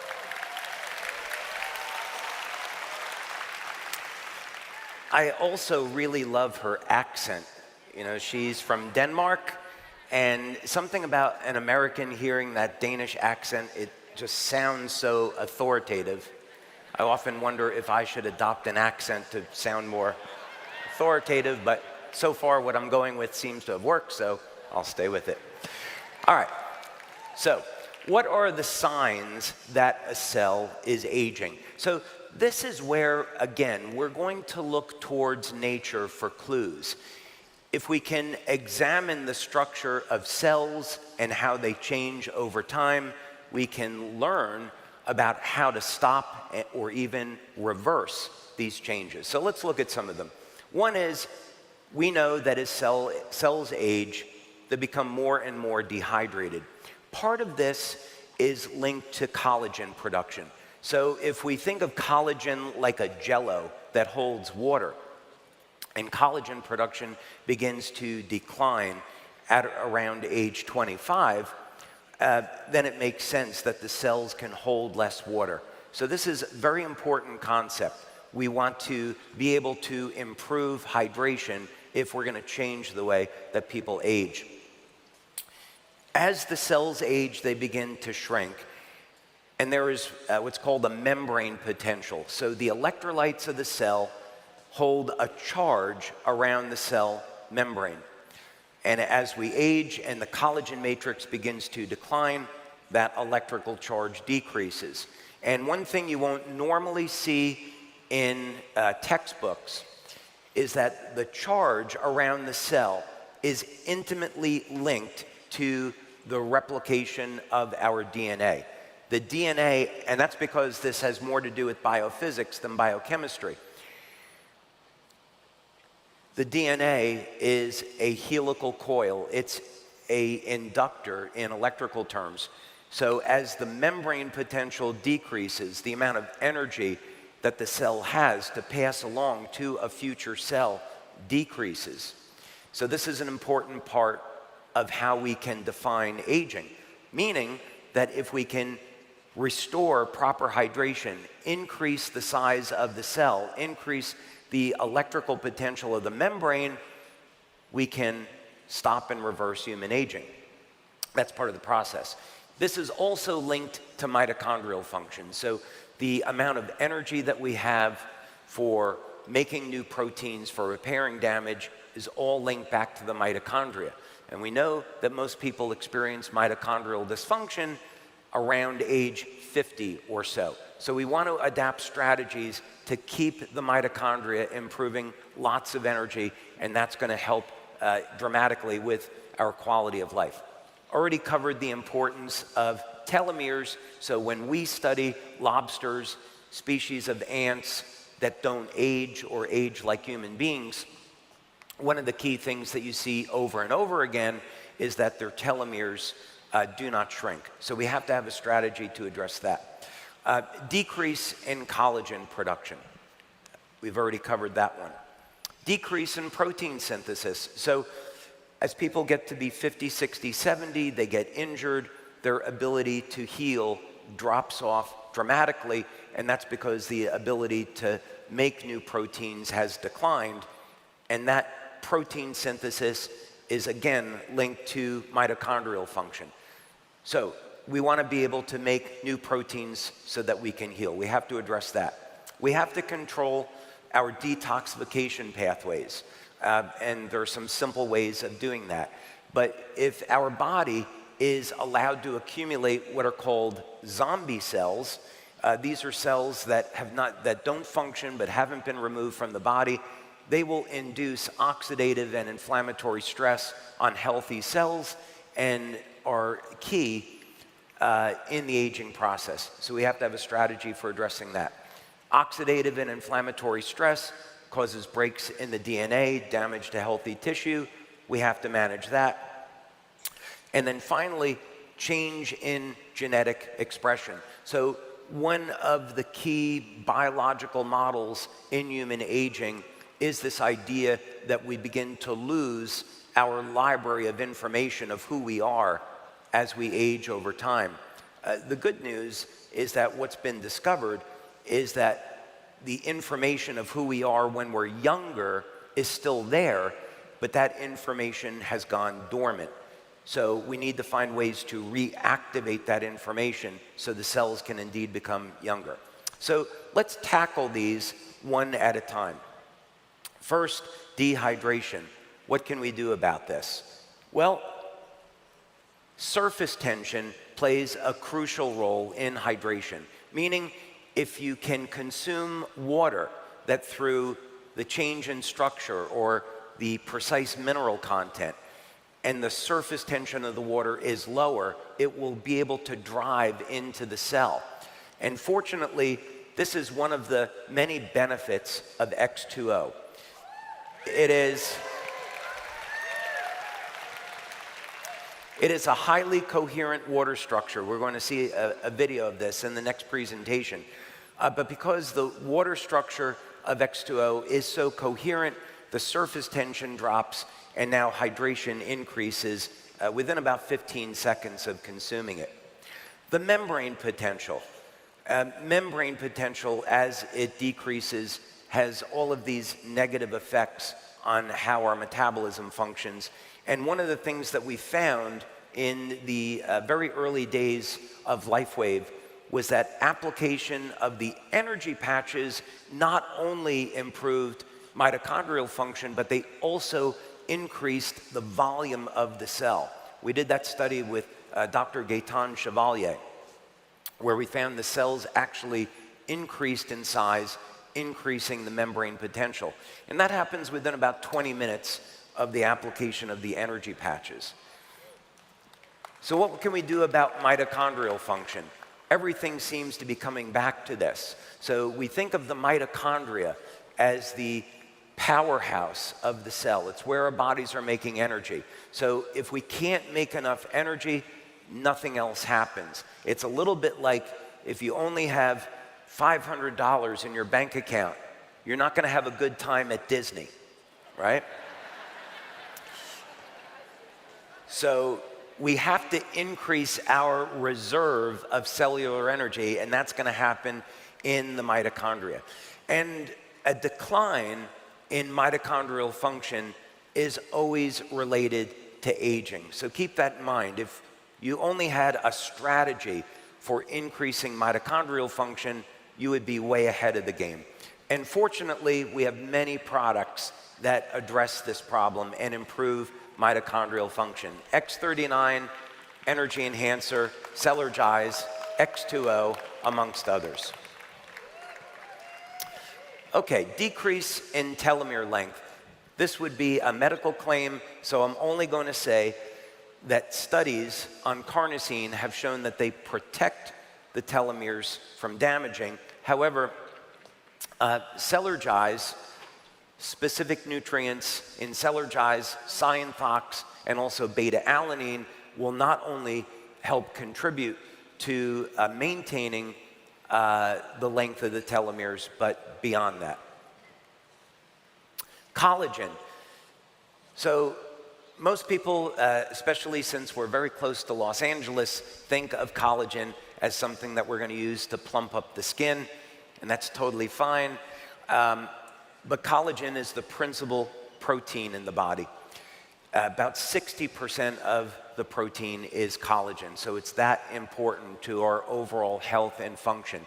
So when we see that we're elevating collagen production and it has a beneficial outcome on our skin, since the skin is principally collagen protein, then that is also reflected on what's going on inside the body. So if you're simply taking collagen supplements, using one of our patches, even taking vitamin C will stimulate new production of collagen. This is going to show up not only in your skin, but inside the body as well. There's also, of course, many studies which show that X39 and copper peptide specifically will elevate collagen production. So you're getting that benefit. Decrease in protein synthesis. One of the best things that you can do as you age is to exercise and build strength and stamina, and that's muscle protein synthesis. And we'll talk about this a little bit later, but it's very important as a key strategy in anti-aging that you're getting enough protein in your diet. Use as a marker, about 1 gram of protein per pound of your body weight. Could be 0.8 grams per pound of body weight.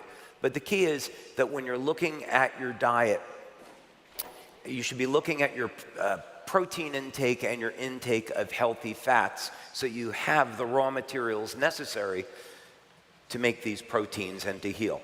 And of course, as we've discussed, X39 helps with collagen production and, as we found, overall strength and stamina. So it plays a role in formation of other proteins as well. We also found in our very first clinical study on X2O that it did in fact initiate protein synthesis. We saw the metabolism of amino acids go way up. So one of the things you can do in your experimentation with X2O is add a branched chain amino acid supplement or a protein supplement in X2O before working out, and you may find that your ability to synthesize additional muscle tissue goes up.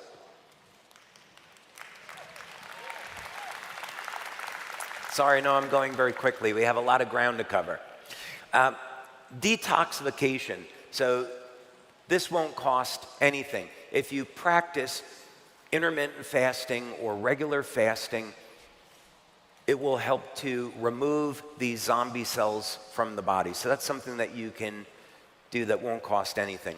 Also, elevating glutathione. So whether or not that's with the glutathione patch, that's with Celergize, that's with your diet, on a daily basis, get proper hydration and detox, because we're constantly accumulating toxins in our body.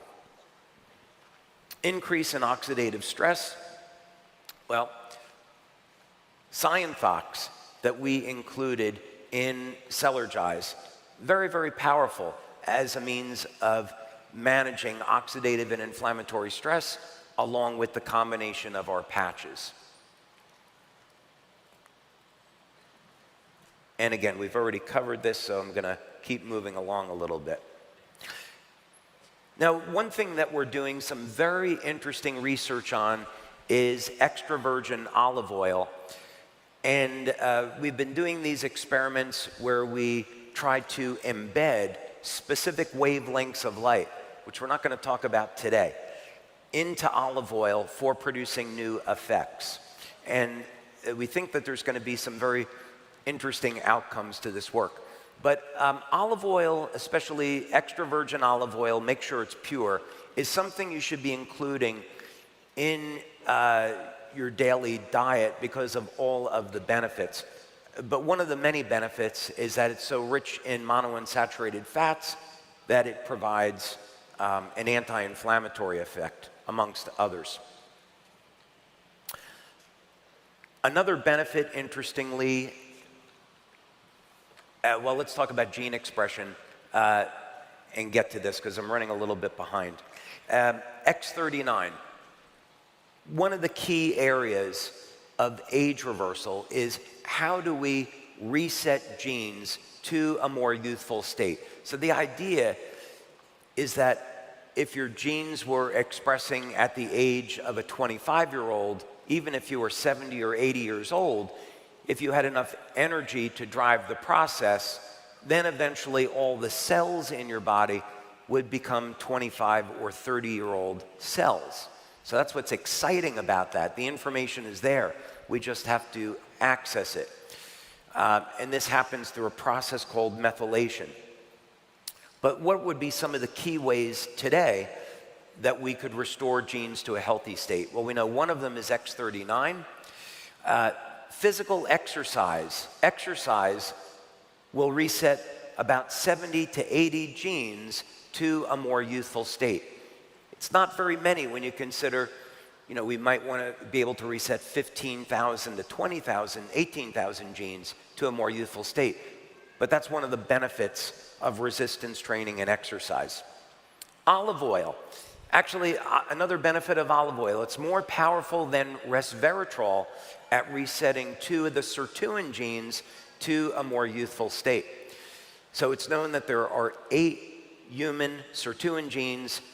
2 of those are reset to a more youthful state by olive oil. So yet another benefit by taking that daily. So the short version of this is that when we look at all of the signs and the symptoms of aging, there is very good information to show that there are things that we can do today to improve our health span and our longevity. The primary topic that we want to focus on is gene expression, since the others are resolvable, and how we can restore that information. The implications to this is that the problem of human aging is solvable. And it gives us the hope that not only can we extend how long we live, but we can live productive lives and more youthful lives in the process.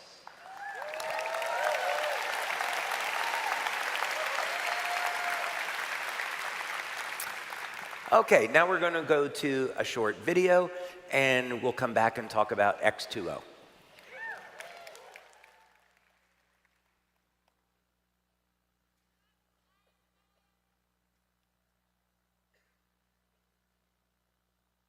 This study was done by Ben Levine out of UT Southwest in Dallas. And it's a really, to me, it's seminal, groundbreaking study that isn't talked about enough. By the way, he's just a phenomenal cardiovascular exercise physiologist. I mean, he trained with the biggest giants out there. And what he did was him and his lab took 50-year-olds that were sedentary. So they're middle age, 50 years old, sedentary but otherwise healthy. So you didn't have any other diseases besides being sedentary, which I think is a disease. But they didn't have any other diseases like cardiovascular disease or type 2 diabetes or hypertension, right? So they were otherwise healthy, just not active. And he wanted to see if he could put these guys on a pretty long 2-year training protocol, how would that affect the aging of their heart? So as we age, our hearts typically shrink in size and they get stiffer.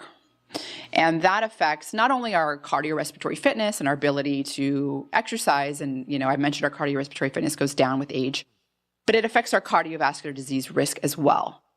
And so the reason our hearts get stiffer, by the way, does come down to a lot of glucose. So the more glucose stimulation, more glucose is around in your vascular system, it through a chemical reaction forms advanced glycation end products.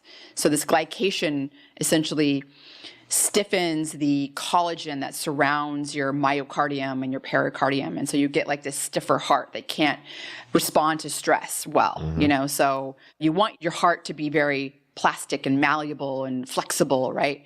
You don't want it to be stiff. Doesn't sound good. Just like you don't want your blood vessels to be stiff. What he wanted to do was see if he could change the structure and the trajectory of these aging hearts. And so he put him on a 2-year training program, which involved the Norwegian 4x4, by the way. And when you start someone out that's, not physically active and you want them to do the Norwegian 4x4, when you have them doing their interval, their 4-minute interval, and this speaks to you as well, or anyone, you don't have to necessarily go as hard as you can the whole 4 minutes. You just have to be working hard that interval. Yeah, you do have to last 4 minutes, right? So you have to last 4 minutes. And so some people even start off, they're just briskly walking because that's hard for them, right? Yeah, totally. So it's all tailored to the individual. And so some people get really intimidated where they're like, oh, there's no way I could ever do that. Well, actually, these people did do it. And they started out doing Norwegian 4x4, but they also did a variety of other exercises, including moderate intensity and some more vigorous intensity exercise, as well as some resistance training. And the control group was just this like yoga, flexible training sort of stuff that people were doing. By the end of the 2 years, these people were working out about 5 hours a week. And at some point, they were doing 2 Norwegian 4x4s a week, and then they went down to just doing 1 a week. But, over the course of 2 years, they were getting a lot of exercise, about 5 hours a week. And essentially, at the end of those 2 years, the structure of their heart, so the stiffness of it and the, shrinking of it was reversed. So their hearts grew and they became more flexible. And it was reversed in such a way that it was 20 years less aging. So their hearts looked more like 30-year-olds than 50-year-olds, which is pretty incredible. Yeah, that is amazing. Yeah, it's amazing. And I think it's also like, well, you think 50, it's too late to start exercising. Well, it's not too late. You can be in your 90s and get benefits. I think that's another really important sort of take home with that story is that, you can reverse your aging of your heart by 20 years if you really put in the effort. 5 hours a week is about what I do. About 5 or 6 hours a week. It's a lot of work. I didn't always do that, but I've decided as I started to get into my mid-40s, I'm going to spend less time podcasting and more time exercising because this is my health. Okay.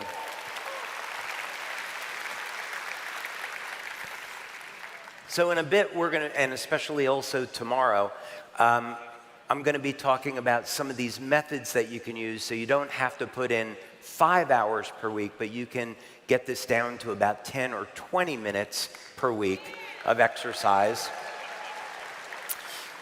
I've been doing this for the past number of months, and my daughter Kelly and I and our research team, we've been working with a scientist at a university that I'm not going to mention because of confidentiality, but he discovered this method when working with Olympic athletes about how to do very short, intense exercise to maximize your efforts and see these very dramatic anti-aging effects in the heart and the cardiovascular system. When I started this, I was using this exercise bike that is specifically designed for this method of training, and I was producing about 650 watts output on this bike, which is good. But then over a very short period of time, I went up to 786 watts of output power, which is equivalent to a competitive athlete. It's not bad for a 62-year-old, right? The other thing I thought that was really important was that 1 horsepower is 750 watts. So now apparently I produce more energy than a horse. Without the big gigantic ass that a horse has, which I'm delighted about. Okay, so how can we, let's go back to the subject we were talking about before. How can we define what aging is? We've looked at the signs and the symptoms of aging, but now let's see if we can put some definition about this. So if we look at the literature, we can go ask AI. one of the theories or the models of aging is that we're programmed to die at a certain age. So this is called the biological clock model, and it simply means that genes change their expression. Certain genes that are on get flipped off, or genes that are flipped off get flipped on over time. Hormones regulate the pace of aging. We know that hormones will change over time in both men and women. The immune system is programmed to decline over a time. That's another theory that's out there. Cells wear out over time. Telomeres shorten. Telomere biology is probably one of the principal areas that researchers look in. So when we're speaking with scientists in the field of anti-aging or age reversal, many of them strictly focus on telomere biology. And then scientists like Dr. Aubrey de Grey, they focus principally on how to eliminate zombie cells from the body. And they're principally looking at creating drugs that do this. All the while, we know that fasting will remove zombie cells from the body, and a nutrient that is found in peppers called fisetin, that will also facilitate removal of zombie cells. So we can use natural means. We don't have to rely on drugs to do this. And then the DNA mutations that occur over time. Again, this is all addressable. If we keep our glutathione levels elevated as one strategy, we can help to protect our cells from mutating genes. So these are many theories on aging. What can we do to simplify this? Aging can be understood from this simple perspective, is that over time, the amount of energy in our cells declines. So we should be looking at strategies to increase energy. The amount of information that makes us who we are declines over time. So this all has to do with, are you doing things on a daily basis to essentially tell your body that you're alive, you're young, and you're youthful? Are you having a clean, healthy diet that contributes to your overall health? Are you exercising to keep those genes expressing in a more youthful state? Are you hydrating the body? Are you using technology like LIFEWAVE to improve the body of information in the cells? So this is important because if we take this complex subject and we distill it down into this simple principle, which is very easy to understand, now we can develop strategies, we can develop technology to turn older cells into younger, healthier cells. So let's look at a few of these things. And I often use this example because it's something that doesn't cost any money and it's good for the planet, meaning we should all live in a state of love and kindness. If we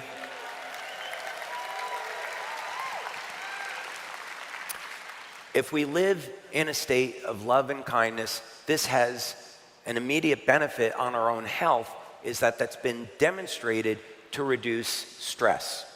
Secondly, this boosts oxytocin. And as you can see in these visuals, oxytocin, doesn't matter if you're 70 or 80 years old, you will get the benefit of reversing the age of the muscle tissue back to a more youthful state. So we talked about the biodome a little bit earlier, and the reason, again, to bring this up is that the principles involved in stopping and reversing human aging is essentially the same as in regeneration. So we have a very exciting future to look forward to, is that not only we can conquer human aging, but also should we get injured in the years to come, that we can use these same strategies so we don't have to have an artificial limb. We can get our own limb back, or we can get a liver back, or a heart, or a kidney, or what have you. It's all possible to regenerate. So now we look at the very foundation of how it is that we are able to function. And we look at the nucleus of the cell. And what we find is that if you take cells and you put them in an environment that's completely dark and use a photomultiplier tube, you will see that there are highly coherent pulses of light coming out of the cells. And these are not random emission of light, but rather each wavelength of light is triggering a specific biochemical reaction. So as Becker found in the 60s, it's the energy systems in the body that control the biochemistry. And so this is very important for us to understand, because it means that if we have a healthy diet and we get all of the raw materials that we need to maintain our health, we can use technology, we can use light in its various manifestations to improve our health in some very powerful ways. So light is the main orchestration by which everything else happens in the body. So we'll go back to our testosterone examples here, because we're in California and I know some men want to elevate their testosterone.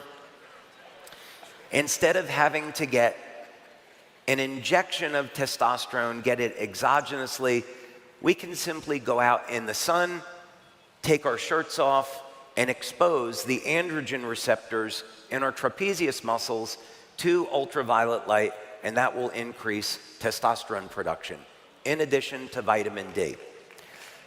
So, ladies, if you ever wondered why men are exceptionally horny in the summer, you have to look no further at a beach where men don't have any shirts on, and this is the explanation. It's not an excuse, but it's the explanation.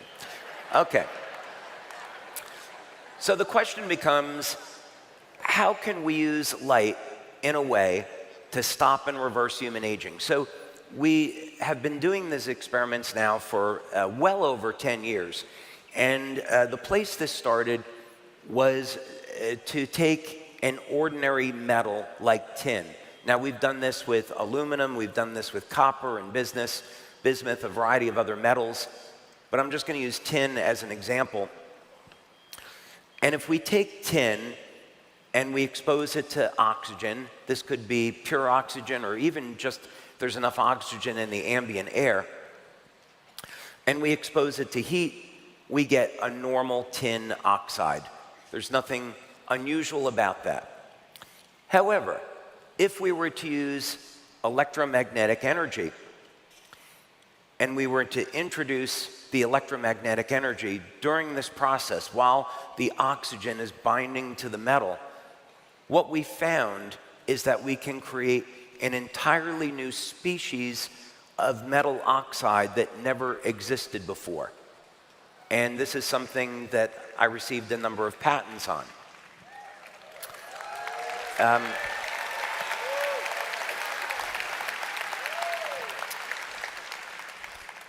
So this reminds me of Steve Jobs. You know one thing I didn't like about Steve Jobs? This is kind of like from a Bill Burr joke, so I'm going to borrow it. But what I didn't like about Steve Jobs is he always went out on stage by himself and took credit for everything, right? Walked out there in a t-shirt, no socks, like it was no biggie, right? And he never gave credit to his engineers. Well, we have one of our engineers today who has been our chief engineer at our laboratory. I just want to recognize him for a moment, Mr. George Sanchez. Give him a nice round of applause.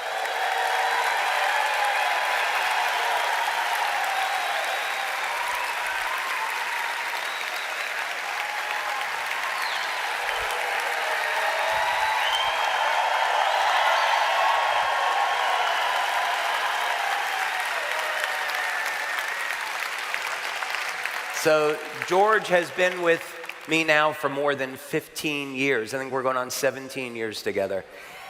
And I come up with all these crazy ideas. And George is the best computer programmer, CAD designer that you will ever find. So I come in and say, hey, George, here is a scratch of an invention. He looks at it and says, yeah, I think I can design that. He'll design it in the computer. We print a model on a 3D printer. We take it to the machine shop that we have, and now all of a sudden we have a working invention. So this came as a result of a collaboration between Big George and I.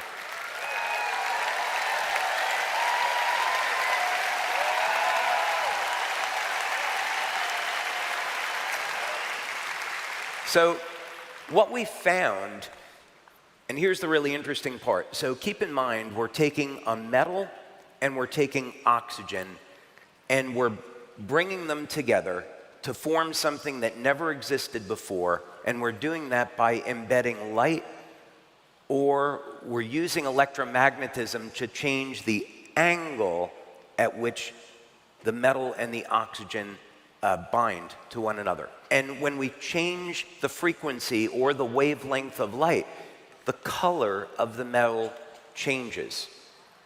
So we can produce something that looks like gold, red, orange, blues, purples, all by using energy. And then we send these out to labs, and what we find is that these materials never existed before, and they have some really interesting applications.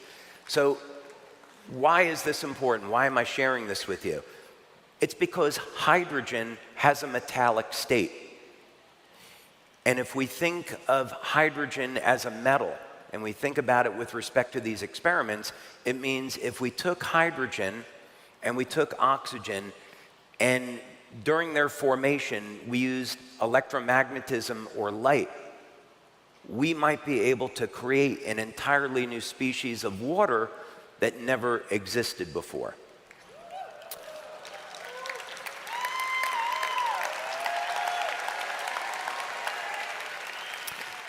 So this was the genesis, this was the beginning of X2O. And those initial laboratory experiments were incredibly rewarding, but it has taken us a long time to take that from a laboratory experiment to equipment that we could actually put into something we could manufacture, and there's been a lot of stumbling blocks along the way. But fortunately, we've gotten there now. So that's what X2O is all about.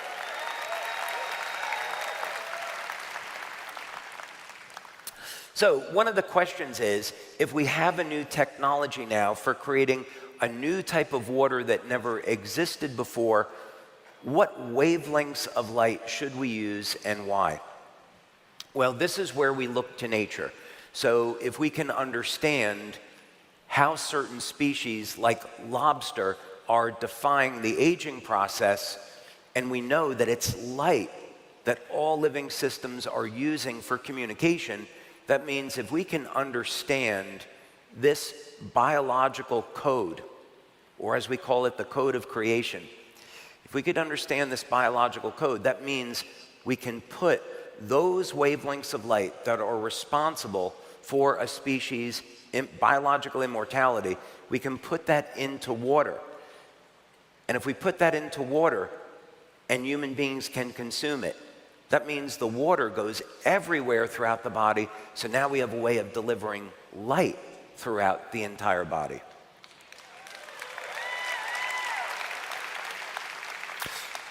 So we look at spectrophotometry data and studies that have been done on lobster, and we see that one of the critical wavelengths of light is 550 nanometers. We see there's another interesting peak of light between 700 and 710 nanometers, and we also know that from stem cell experiments that we've done that 630 nanometer light is critical for energy production and mobilization of stem cells. So 550, 710, 630. That's the code that lobsters are using. Last night, I had the opportunity to share with you the code that is found in the Bible. In the beginning, God created the heaven and the earth. we see the numbers 999, 888, 777. And we see the ratios of one number to another. These are the same ratios. So when God was creating all things, he put his signature in light into species that are immortal as a sign of his existence.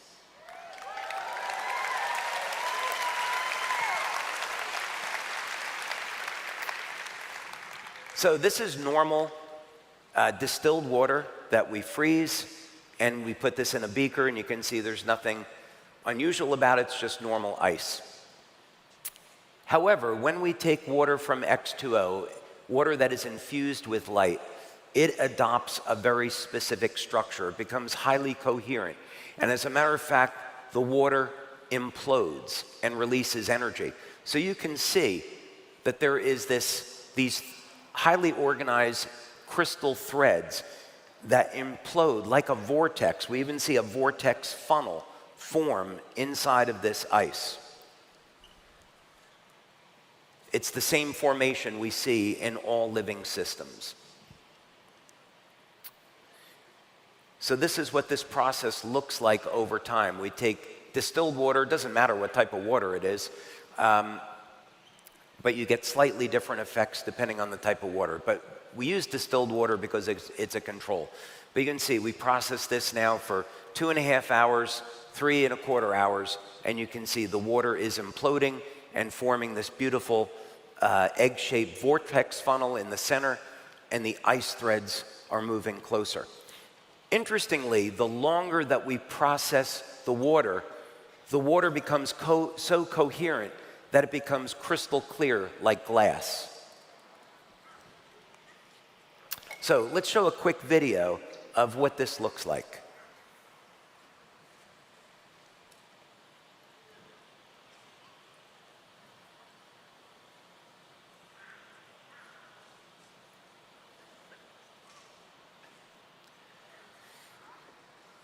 So we see the water, as it freezes, forms these crystal threads. This is evidence that these are highly coherent structures, not random oscillations, chaotic oscillations as you would find in normal ice. And then we get this vortex bubble that forms in the center. So this is a pattern that we see in nature around all living systems, and we've duplicated that in the water that you now can drink. Okay.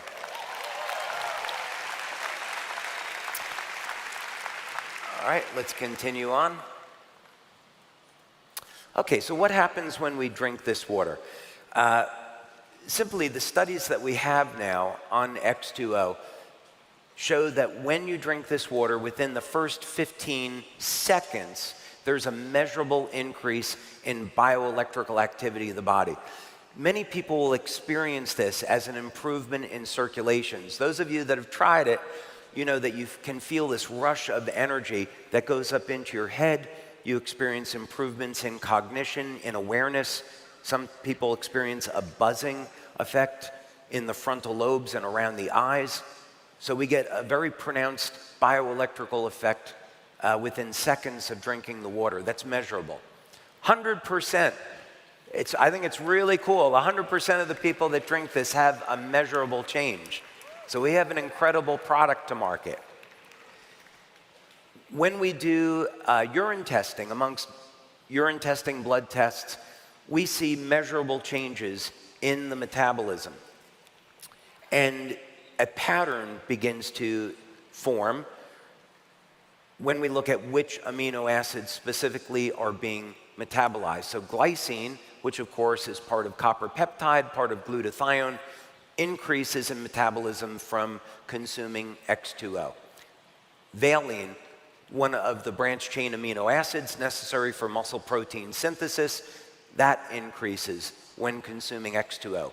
Proline, which is, as we know, foundational for collagen production, and collagen production is foundational for longevity, increases when we consume X2O. And then leucine, of course, which activates mTOR for muscle protein synthesis. Those of you that are athletes will notice that when you consume X2O, as long as you're taking enough protein and getting enough exercise, you'll see you'll build muscle faster with X2O.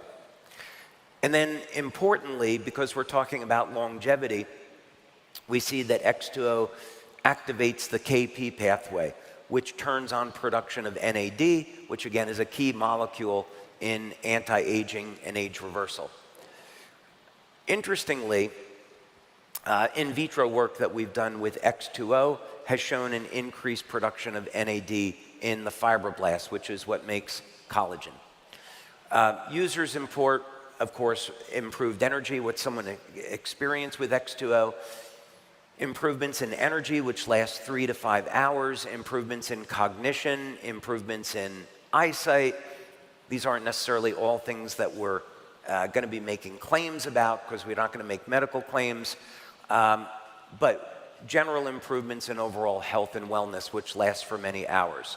So life is about energy and information. X2O infuses water with light that stimulates energy production throughout the body.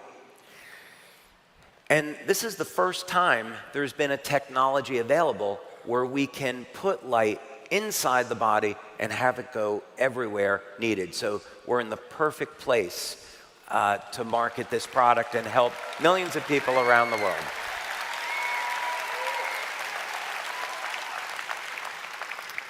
Okay, now with that, I'd like to invite up to the stage a man with deep experience in marketing and brand strategy, and we're very lucky to have him here at LifeWave. He's helped to define, communicate, and activate brands from startups to Fortune 500 companies. He has helped lead the team at LifeWave, which got us a DSN Bravo Award. So please welcome to the stage Senior Vice President of Marketing and Communications, Mr. Wayne Moorhead.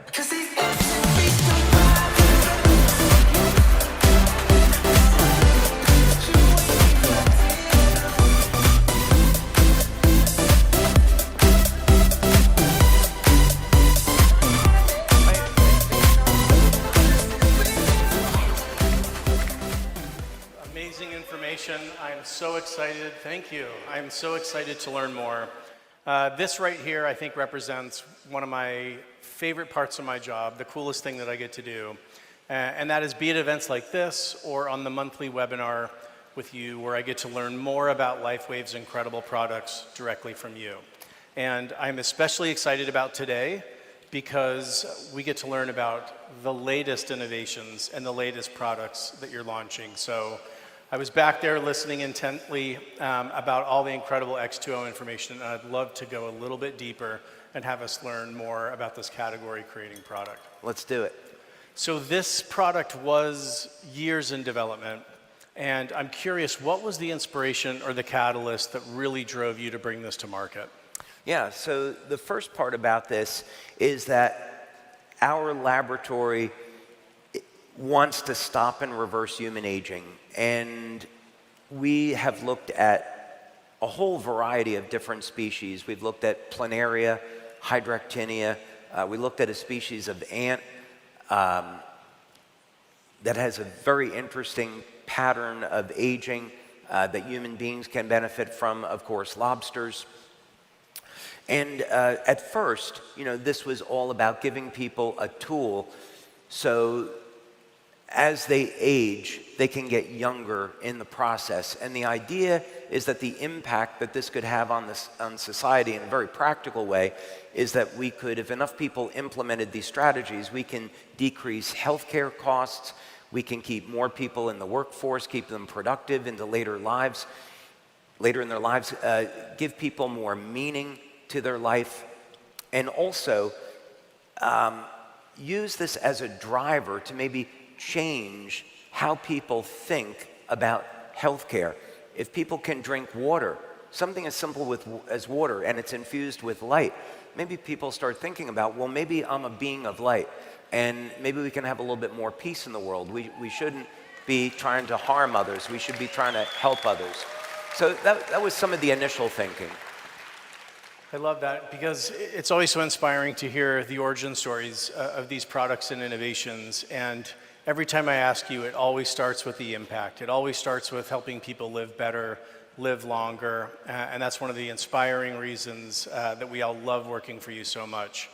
So I'm curious, you've leveraged light in so many interesting ways and so many interesting products. Why is water such a powerful delivery system for light?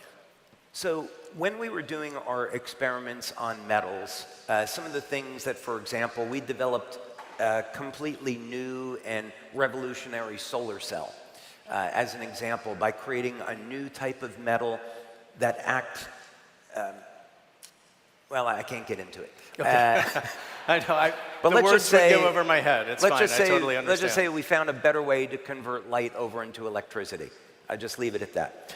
And so the thinking was, if we can embed wavelengths of light into metals, how can we apply this knowledge for human health?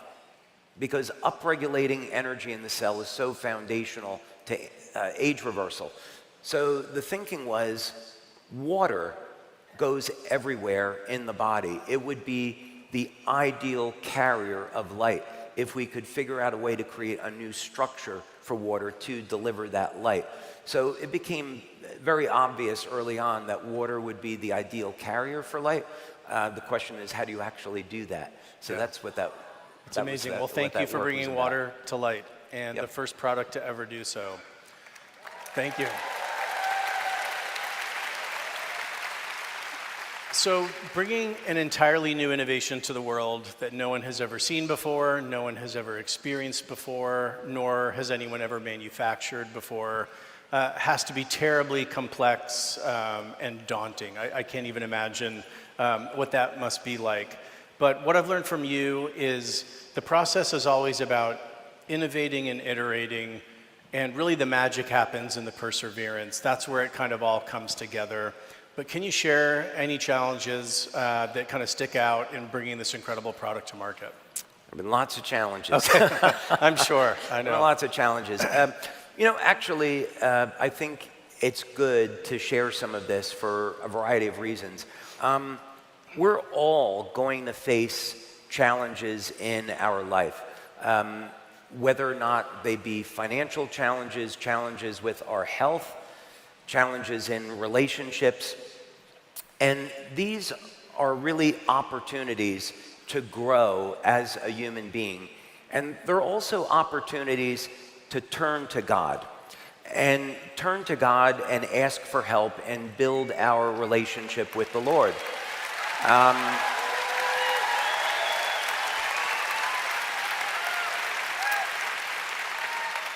And so when we're faced with a challenge in life, we should first move to acceptance and embrace it, and then look within and look towards help from others about how we can overcome this challenge and become better as a result. So from the very beginning of LifeWave, when I started the company, perhaps 80% of the people that I met told me that this company would never succeed. We had times in the very early days of the company, 2005, 2006, where we nearly went out of business. But through patience, persistence, a lot of prayer, a lot of great people to work with, you know, we were able to become stronger as a result. So this is to say that when you're encountering your challenges in your life, it's not something that you have to be afraid of. It's something that you can embrace and become stronger when you come out the back end. And with X2O, as it turns out, when you're trying to create a technology that never existed before, it's very difficult to work with engineers that learn things in textbooks, and now you're introducing a new data set that's outside of their knowledge or experience, and have them be able to understand some of the challenges that will occur. So we've had complications in the design. One really good example, problem that George and I went through, going through this war, was we found, Kelly and I found that the distance that the lights need to be from one another is very precise. It's like tuning a musical instrument.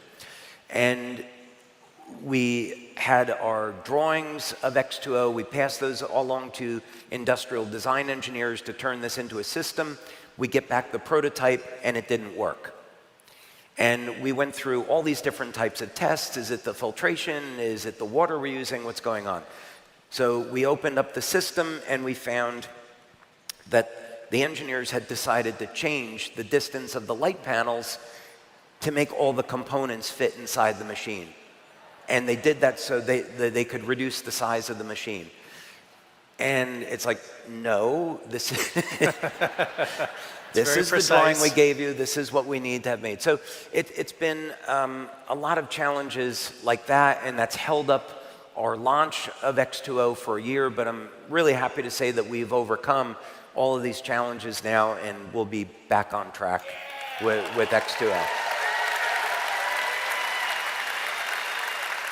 Well, I know that we are all grateful that you persevered and pushed through and innovated and iterated to bring X2O to market, and all those other times that you just mentioned with LIFEWAVE, or none of us would be here today. So thank you for all that you do, David. Well, we had, I had a number of people contact me who were suffering from a number of health conditions that we can't mention, and they got an early version of X2O. And they got remarkable results with the product. And I want to tell our community how much I appreciate hearing the testimonials and these experiences. And in the case of something like X2O, because there were so many challenges that were incredibly frustrating, knowing that even just a few people had had these life-changing experiences, you know, the attitude about this was, this can't fail. I really believe, because the challenges we've had over the past year have been so unusual, that this has been an instance where the forces of darkness push against our company and want to prevent this technology from coming out, because it's going to help so many people. Yeah. So that makes me want to push even harder. Yeah.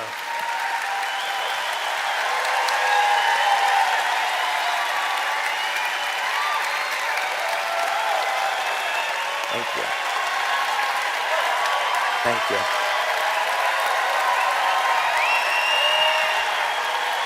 Thank you. Thank you. Well, I've been fortunate to read some of those stories and hear some of the testimonials, and I cannot wait till this product gets around the world. And I know that it's right around the corner. But I know one of the questions we might get with something that is so innovative, that really has created its own category, it may mistakenly get associated with another, water product or filter on the market. Can you explain a little bit how this is an entirely different product? Yeah, so we had a phenomenal team, phenomenal marketing team. I want to give a shout out to Laura Kelly, who's been running our new product development. Laura is absolutely amazing. And I also want to give a shout out to Jules Rudick, who has been taking this and converting it over to manufacturing. And I don't want to leave anybody out. We have a phenomenal team. So one of the decisions we made early on was that because it was going to be expensive to make the basic technology, that people should be able to put any type of water into the machine and then use it. So that means we needed to have 2 separate stages of filtration. So the first stage takes out all of the harmful chemicals, the forever chemicals, pesticides, herbicides, chlorine. And then the second stage also removes additional contaminants and then infuses the water with hydrogen. And we did that because, of course, we're combining hydrogen and oxygen into this new species of water. So filtration is a part of the machine, but it is not the functional part of how this is creating this entirely unique species of water. So there is no other system on the market like this. Absolutely, yeah. And we have, in fact, received patents on yes, X2O, so we very won't have any exciting. competitors either.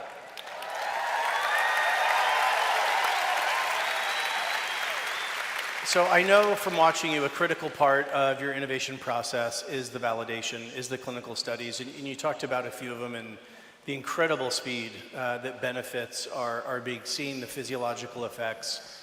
I'm curious, were you surprised even by those results, or is that exactly what you expected? We've never performed clinical studies on any of our products where we had 100% of the people respond. Even with LIFEWAVE, we got to 96% of people responding with pain relief, but never in any of our products was 100%. And the reason is pretty clear, because many people are dehydrated, they don't have enough electrolytes, so we're always going to get a percentage of people. But as products go, the patches are extraordinary, because we consistently see more than 80% of people respond. But with X2O, it's been 100%, and you would, I think, expect to see the reaction be very rapid, but it's another thing entirely when you're sitting in the lab and you actually see the needles on the machine changing within 15 seconds. That's like, okay, this works really well. Yeah. That's an understatement, yeah, for sure. Yeah. So you showed, I loved watching the video of the ice being frozen, or the water being frozen into ice. Can you speak a little bit more about what's happening at the molecular level? Yeah, so one way to think about this is you have in water, of course, it's hydrogen and oxygen, and you have these bonds. And what we're taught in school is that the bond angle of water is fixed. But that's really not the case. The bond angle can be manipulated under the right conditions. And when you do so, the properties of water change. Also, some people mistakenly think that all water is more or less the same, and then that, again, that's not the case. Water can take on many different properties under the right conditions. So for example, if you took a specific mineral and only added 4 or 5 parts per million of that mineral, the water structure changes, whereas if you have 10 or 20 parts per million, you don't see this effect.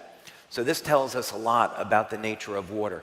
So in this particular case with X2O, what we're doing is using very specific wavelengths of light, and this requires 6 different wavelengths of light to form this phenomena, where we create coherent resonant domains between the hydrogen and oxygen bonds. So the water in effect traps the light in resonance.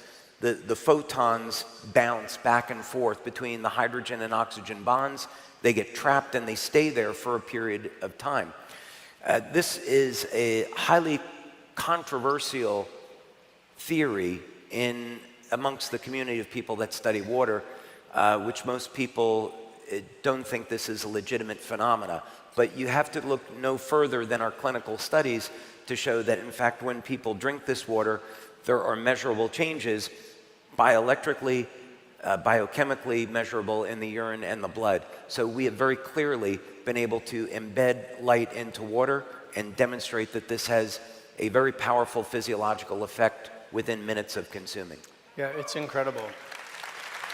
So seeing the kind of immediate physiological responses, can you talk a little bit more about the long-term health benefits of consuming this on a daily basis?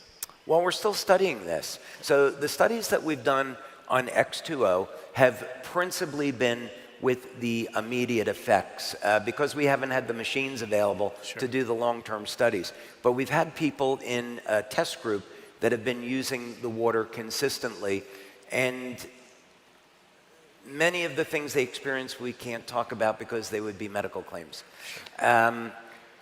Some of the daily benefits that people have, though, the most pronounced benefit, I would say, that's observable is a dramatic improvement in energy. We often caution people not to drink X2O after 3 p.m. because they may be staying awake till 11, 12 o'clock at night. And I know people here that just laughed in our test group, they found out the hard way. I think they tried it, yeah. Yeah. Improvements in cognition, improvements in awareness, better absorption of nutrition, which is why we recommend putting Celergize into X2O. So there's numerous general wellness benefits to consuming X2O. It's incredible. Numerous. Yeah, I can't wait till we hear even more stories, all these incredible stories that we're already hearing. Yep. So you mentioned not consuming it after 3 o'clock. Can you share a little bit more about the proper way to consume it, fasted, unfasted, what time of day? When is the ideal time? Well, what we've done in our studies is have people consume the water more or less first thing in the morning. So I would encourage people to experiment a little bit, try it as a pre-workout, try it as a after working out in the morning, but any time within the morning is fine, or even around midday. Our studies have been done with people consuming 1 glass of water per day, but we have some highly energetic brand partners and leaders that have wanted to consume 2, 3, 4 glasses a day. So those effects clinically are not well defined yet.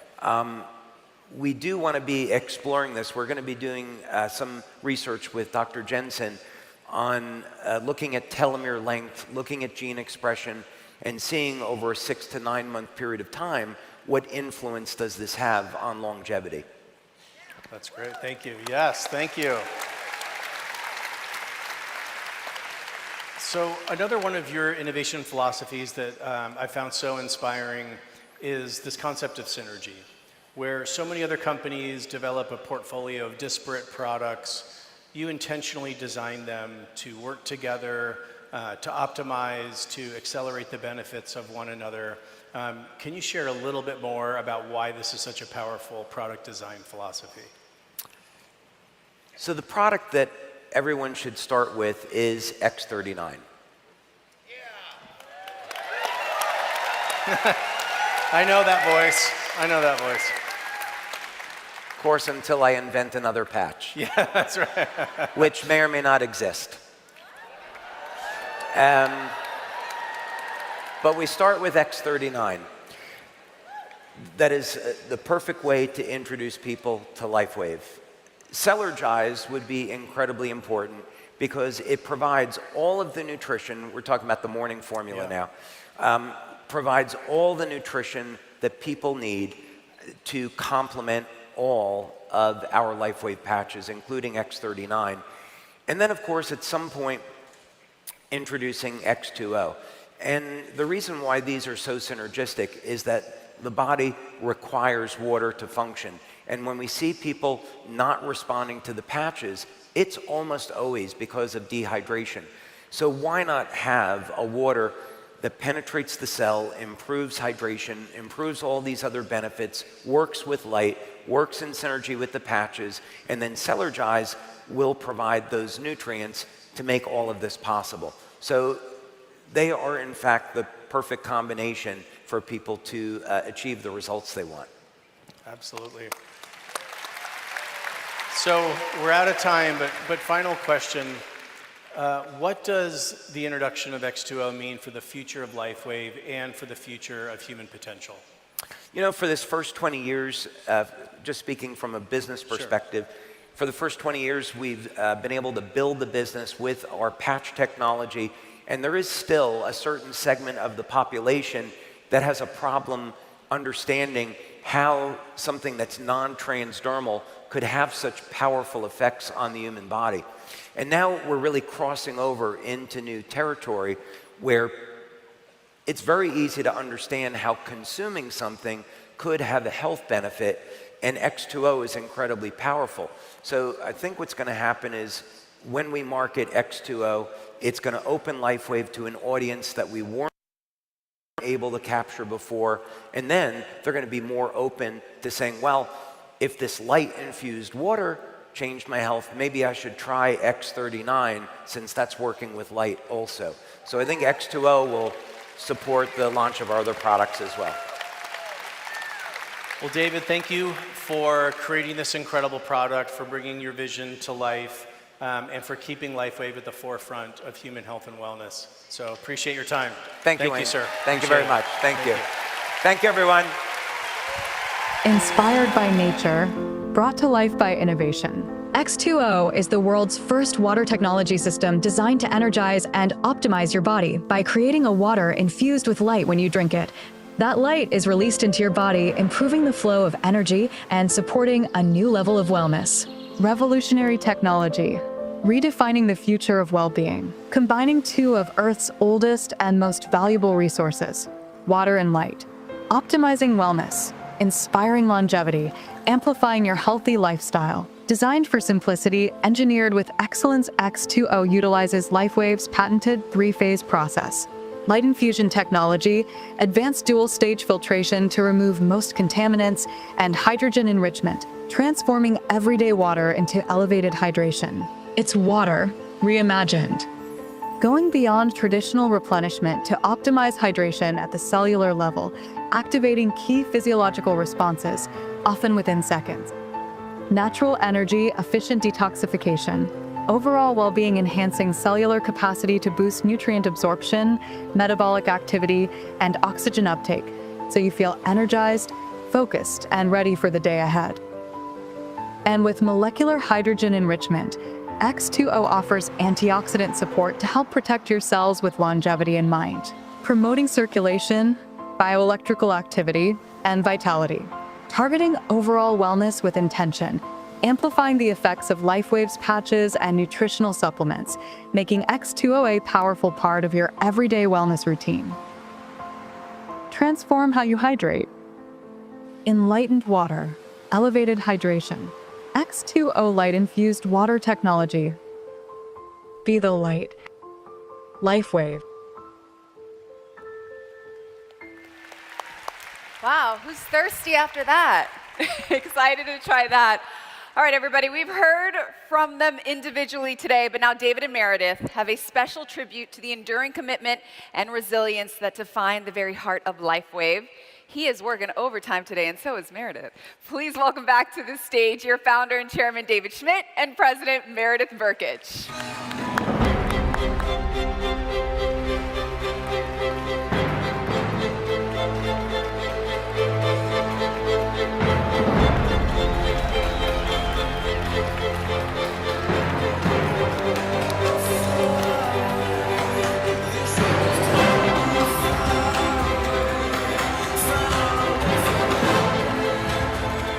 Well, thank you, everybody. This has been very inspirational. David, thank you so much. It's been a very educational morning as well. So, who cannot wait to see what the future holds here at LifeWave?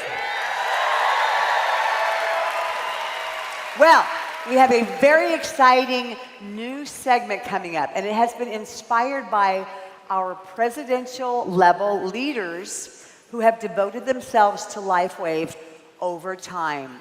And David, for over 2 decades, you have recognized the importance of our people. And can you describe the value that you place on vision and the commitment of the leadership in this room and joining us virtually?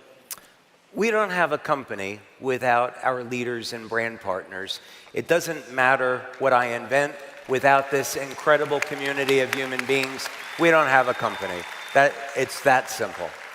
I would agree. I think that we all know we are in the people business. We've talked about this before, and we will always be one that is driven by that human connection. So do you agree that one of our superpowers, it's always good to talk to him about superpowers, right? Here at LifeWave is really about the hearts and the minds of the community members themselves. Our leadership community is a group of the most amazing human beings I've ever had the privilege of knowing. Because unlike what we see in other companies in the industry, when we have time to have dinner or go to activities with these leaders, what they always talk about is how they appreciate the opportunity to change people's lives for the better. You need to know this about your leaders. Behind closed doors, they don't talk about how much money they want to make. They don't talk about how many material things they want to accumulate. Your leadership always talks about building organizations so they can help their fellow human beings and provide healing to the world around them. They are amazing people that need to be appreciated for this. Beautifully said, David, beautifully said. Now, you have been through a lot, ups and downs, hills and valleys over time. And so resilience has been key. And of course, we know that you get your power from a higher power source. But in addition to that spirituality, how much do you feel you can put the emphasis on the people that you've surrounded yourself with over the last 20 plus years that has enabled you to be at the level of success that we're all enjoying here at LifeWave? Well, I'm looking at one right now, right? A round of applause for Meredith, please. She's amazing.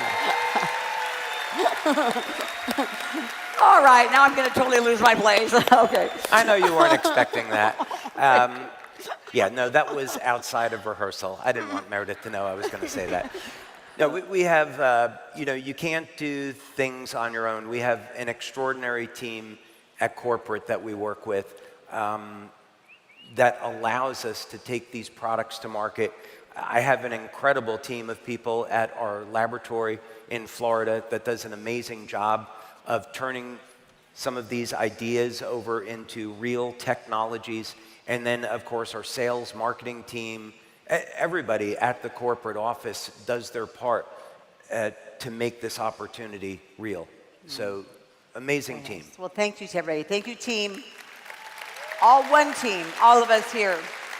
And I think that, it's ongoing, that reflection of being connected to history, right? Never forgetting our roots, never forgetting what got us here, and learning from that. This is what, when we talk about building a legacy, I think it really means, because we just can't lose sight of what got us here, and then the vision to see what we need to do to take it to the next level. So, speaking of legends, David, are you ready to introduce the newest celebration category here at LifeWave? Absolutely, I am ready. We are pleased to announce the LifeWave Hall of Fame.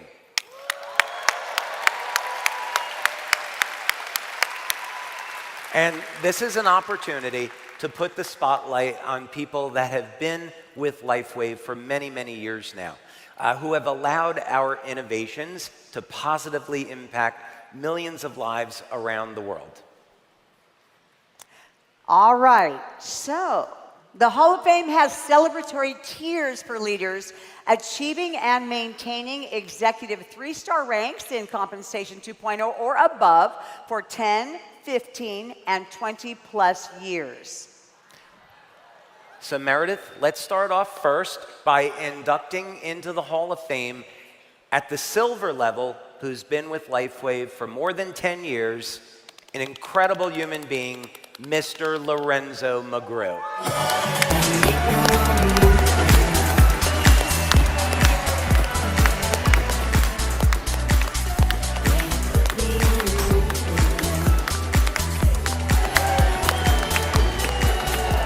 Lorenzo McGrew. He will be rewarded Hall of Fame recognition, exclusive LifeWave Blazer, VIP seating and dining experiences at the LifeWave annual conferences. And Lorenzo, let's go ahead and get you in front and center here so we can get your photo.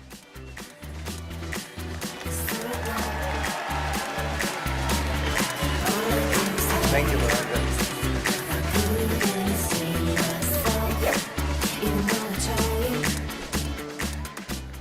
Okay, now, inducting into the Hall of Fame, who's been at the gold level, who's been with LifeWave more than 15 years. This gentleman defines patience and persistence. He's incredible. Let's give a warm LifeWave welcome to Mr. Chris Markowski.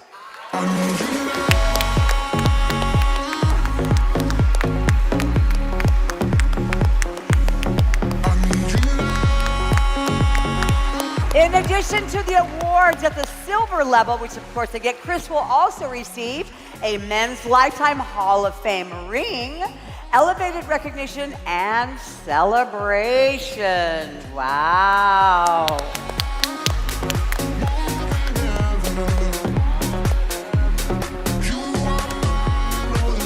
Congratulations.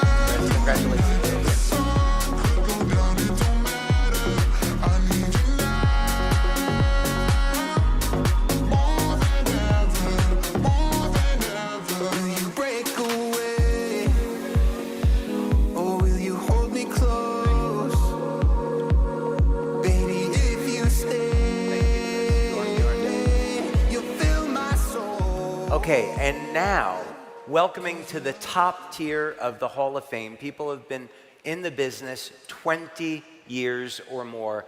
The first person has become a dear friend over the years. He has been of such an enormous help to LifeWave through thick and thin, Mr. David Jumper.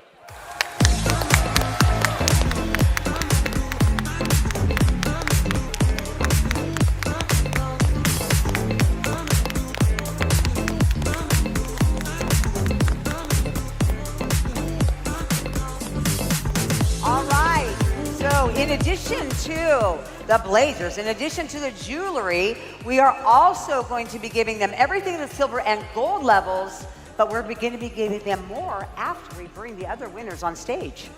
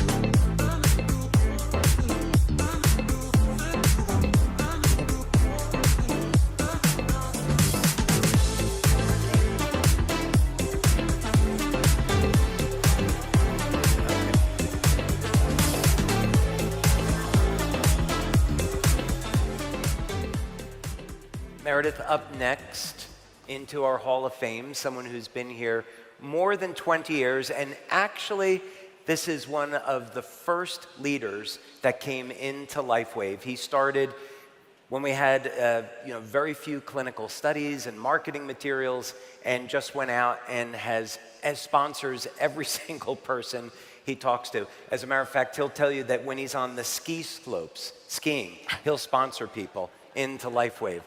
And that is, of course, none other than the incomparable Mr. Chuck Michael. I just want to celebrate. I just want to celebrate. 'Cause it's a good day, good life. I just want to celebrate all night.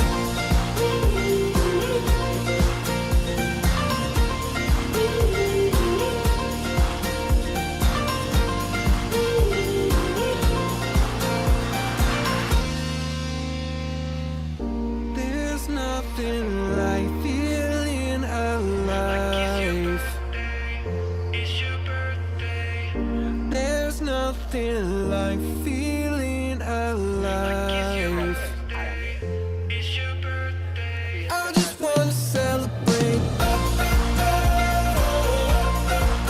just want to celebrate. 'Cause it's a good day, good life. I just want to celebrate all night.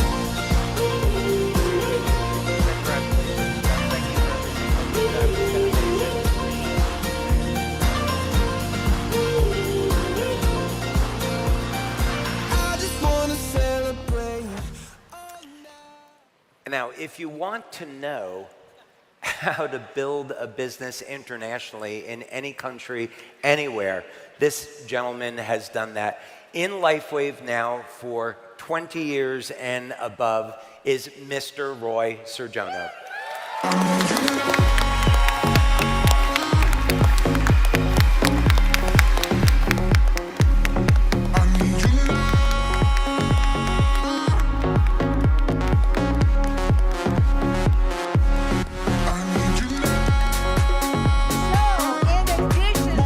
the silver rewards. In addition to the gold rewards, our top 3 achievers will also receive a lifestyle video shoot where we will send a crew to their home and we will capture and immortalize your incredible accomplishments here at LifeWave and what you've given to the rest of the world. So thank you.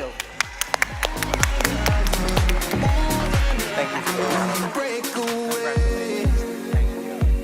Or will you hold me close? Thank you, buddy. Baby, if you stay, you'll fill my soul. 'Cause you're all the beauty that I found. I feel you in the breeze.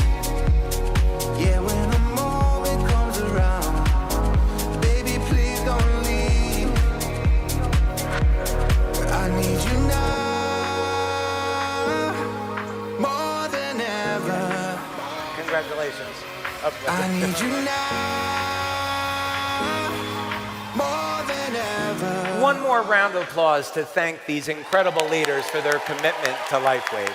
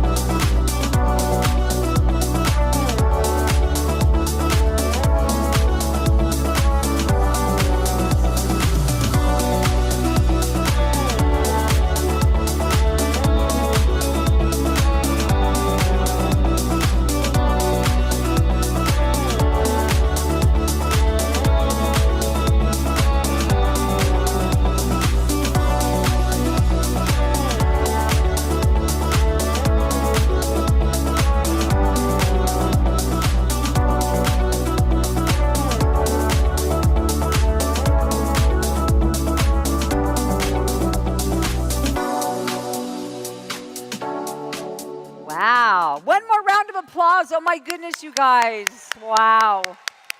Wow, wow, wow.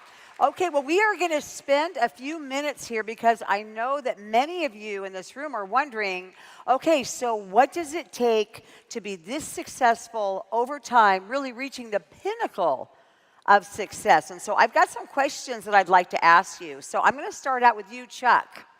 So Chuck, direct selling has been around, as you know, for over 100 years.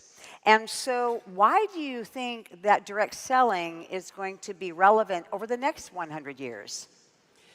Well, it's a great question, and obviously we're all hearing a lot about and focusing on AI, and it certainly does have a place.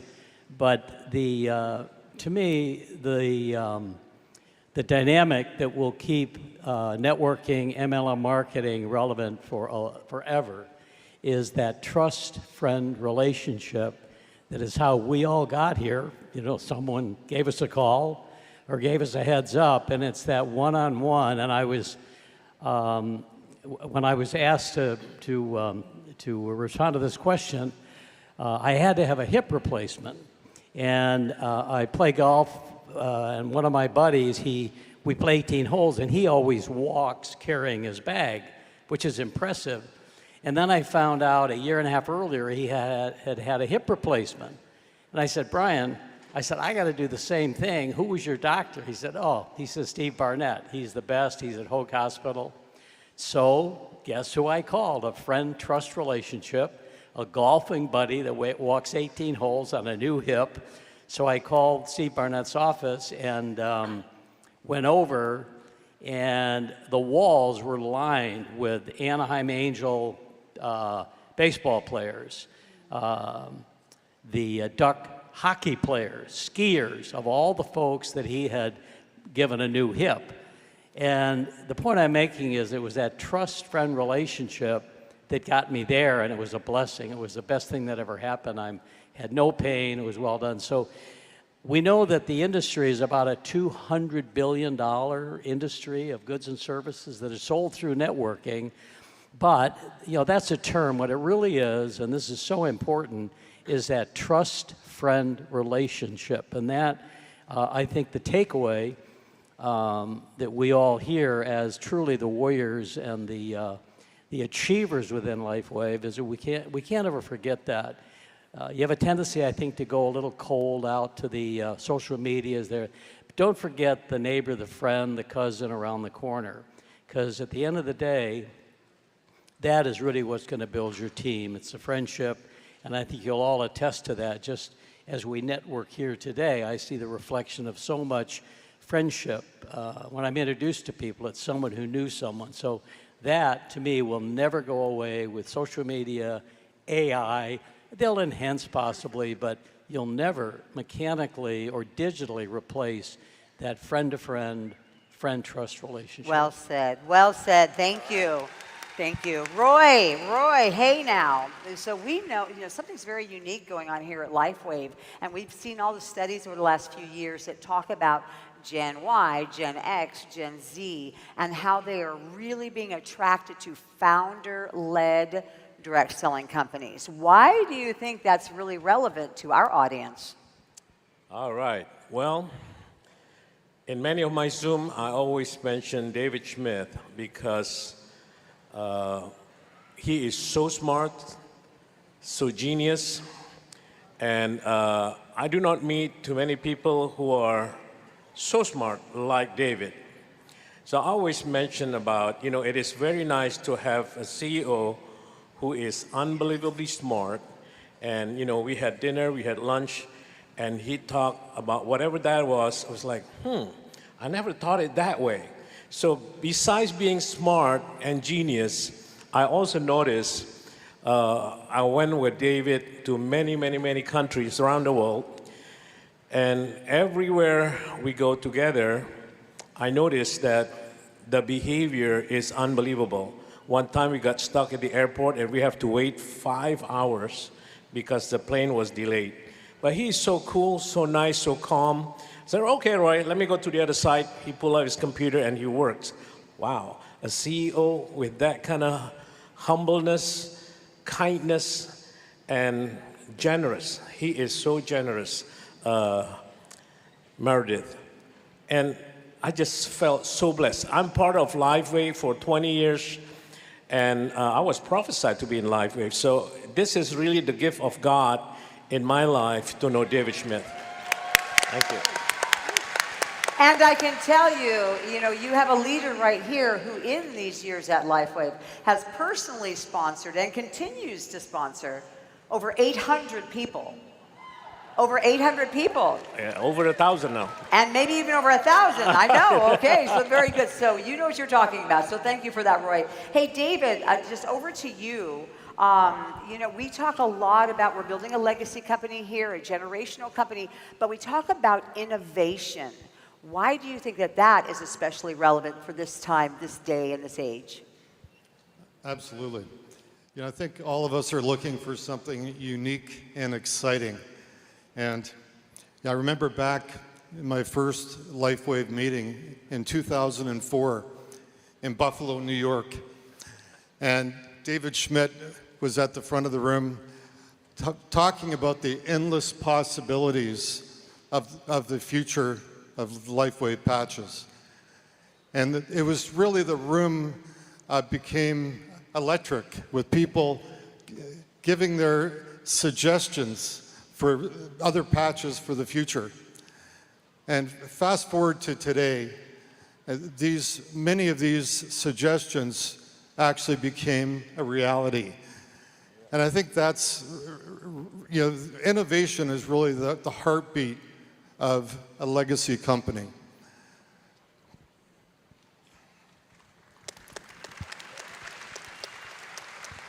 Tw 21 years later, we've got new innovations such as the X2O machine, new patches that are on their way. And also, I don't know how soon, but they're on their way one day. Okay. And new energy and nutrition products, and AI technology to help you build your business. Who here, just doesn't get excited? Who here gets excited when they hear about David Schmidt talking about a new future product? Oh, yes. Well, that's the innovation and the heartbeat that keeps LifeWave excited.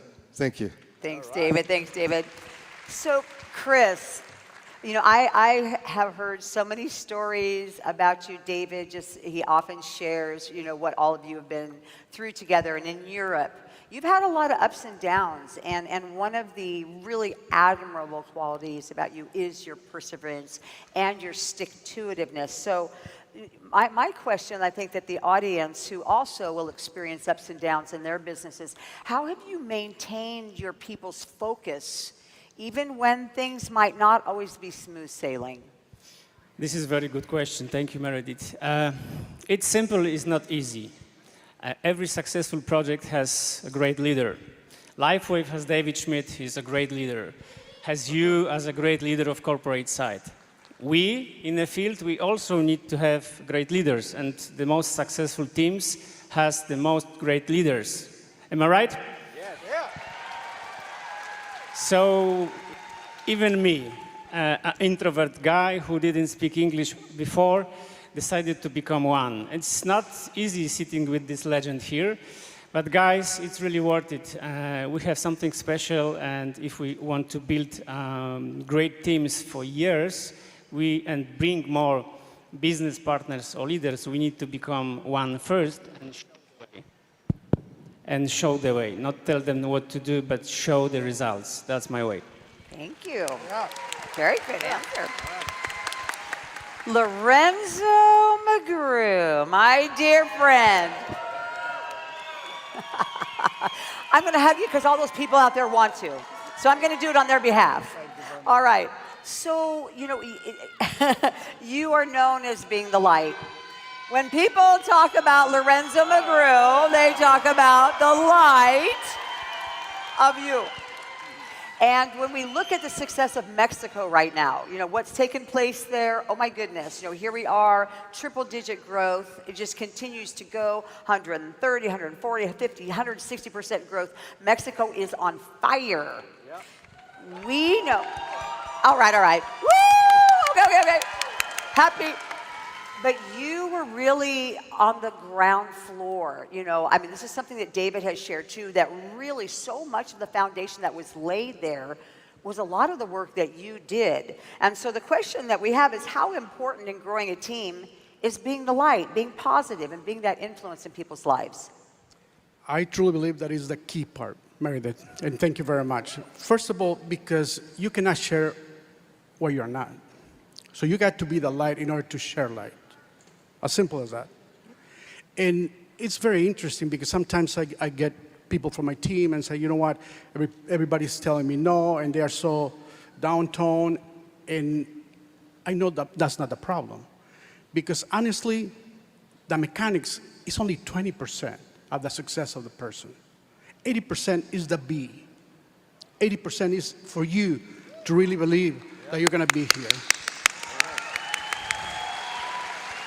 So that's so important. And I truly believe that there's a misconception because everybody tells me, I want to have this, I want to have that. It's great. You can have as much as you want.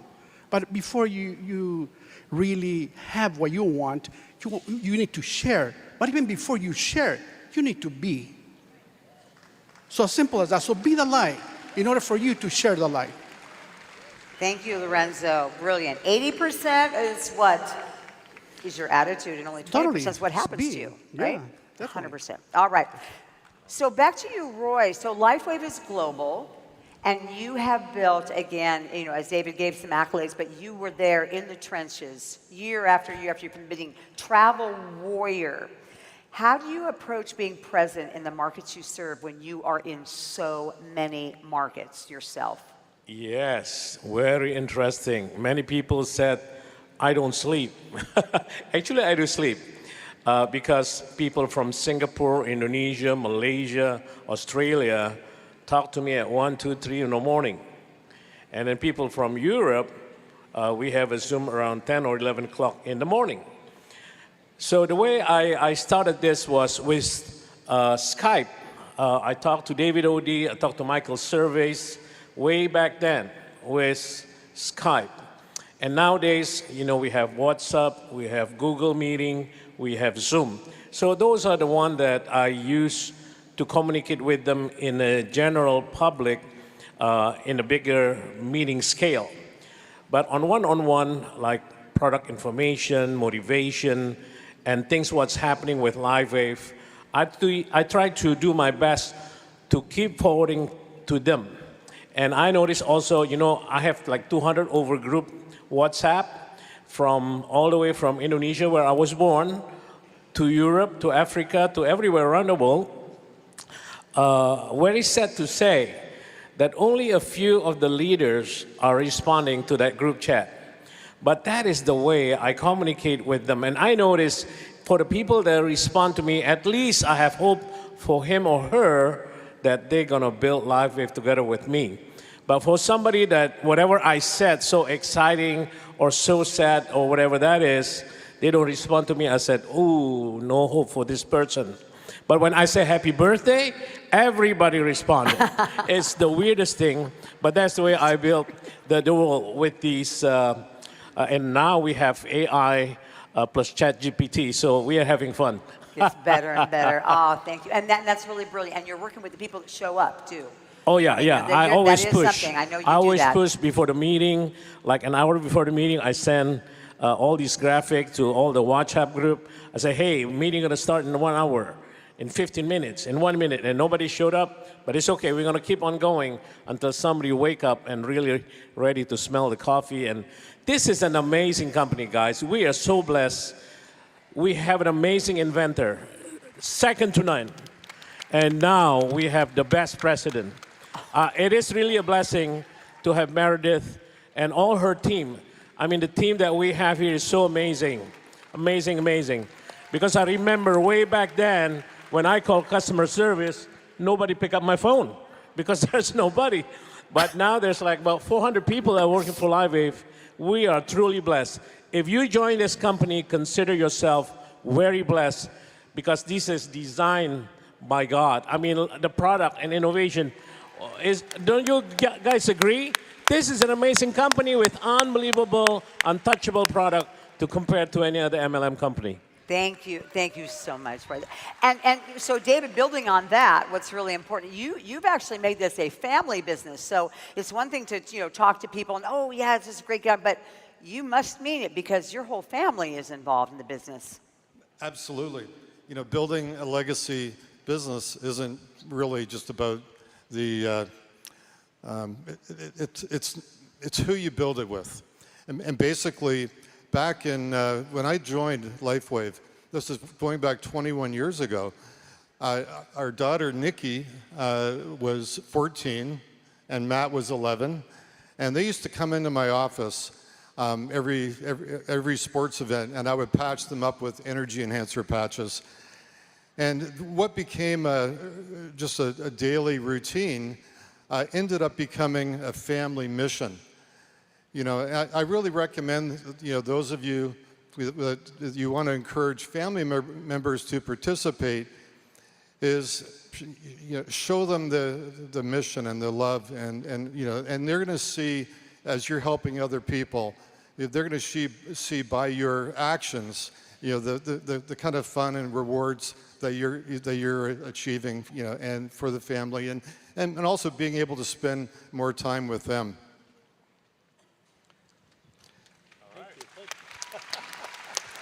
When they see your passion and your belief, they'll naturally want to be part of it. Thank you. Nice, very nice. So Chuck, kind of going back what Roy was talking about how you work with people and how you know, you're always putting yourself out there. But it must be hard because in all these years, knowing who to invest in, because we know that you reinvest in your business. When we talk about really successful people, not just your time, but you invest in people. How do you determine and how do you identify those rising stars so that you make sure that you're really putting that investment in the right place? Well, it's a great question, and they don't come with labels. We know that. You bring in a new brand partner who you think is going to tear up the pea patch, and they don't show up. So we've all gone through those. So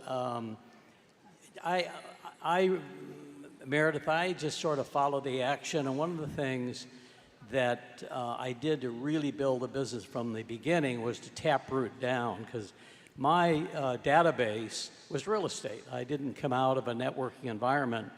And so I was talking to realtors, mortgage lenders, architects, construction guys. And once I brought someone on board that really liked the product and they got involved with the product, then it was, okay, Fred, where's your mom, your dad, your cousin? Who's your attorney? Who sold you your car? Who sold you your insurance? And we would chase down. And I'm just going to give you a real quick war story because this sort of tells a tale.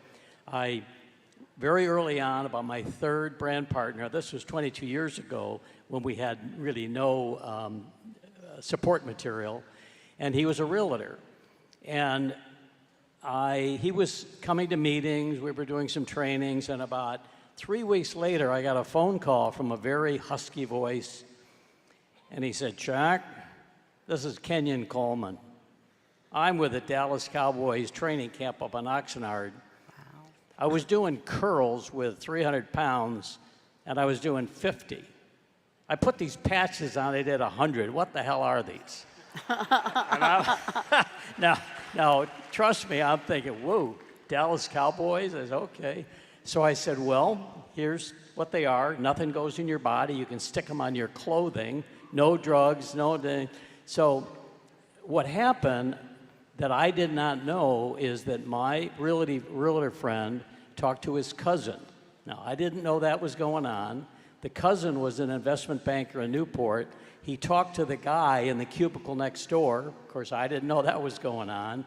And it so happened that third generation down, his sister was an all-American gymnast from UCLA, and she married Kenyon Coleman. Okay, now, again, this is the way things will taproot in networking. So she gave these patches, and I had no idea, to Kenyon Coleman. And next thing you know, we had a call from the Dallas Cowboy doctor who was concerned, and we had a good referral through David, another physician. And the Dallas Cowboys ended up buying a great big supply of energy patches. And then we brought in a big gun, Jay Salty, and if you do a Google search, he was a tight end, and he caught the last pass from Roger Staubach when they won the Super Bowl. So then Jay came on board, and when we went to Dallas, we had 200 people in a meeting. So I'm just sharing with you that you don't really know, but if you taproot down and chase those that seem to have an interest, it'll just blossom. So that's amazing. Amazing. Roger the Dodger. Wow. Okay, that's a blast. All right, you know what? And unfortunately, we could do this all day, sit around the campfire, tell these stories. I would love to, but we are out of time. So I'm going to go ahead and finalize and wrap up here with you, Chris, with a final question. Because we want to talk about the enhanced compensation plan. Obviously, that's going to be a big topic this weekend. And that it really, really, for the first time, truly rewards mentorship and coaching in depth in multiple lines of sponsorship.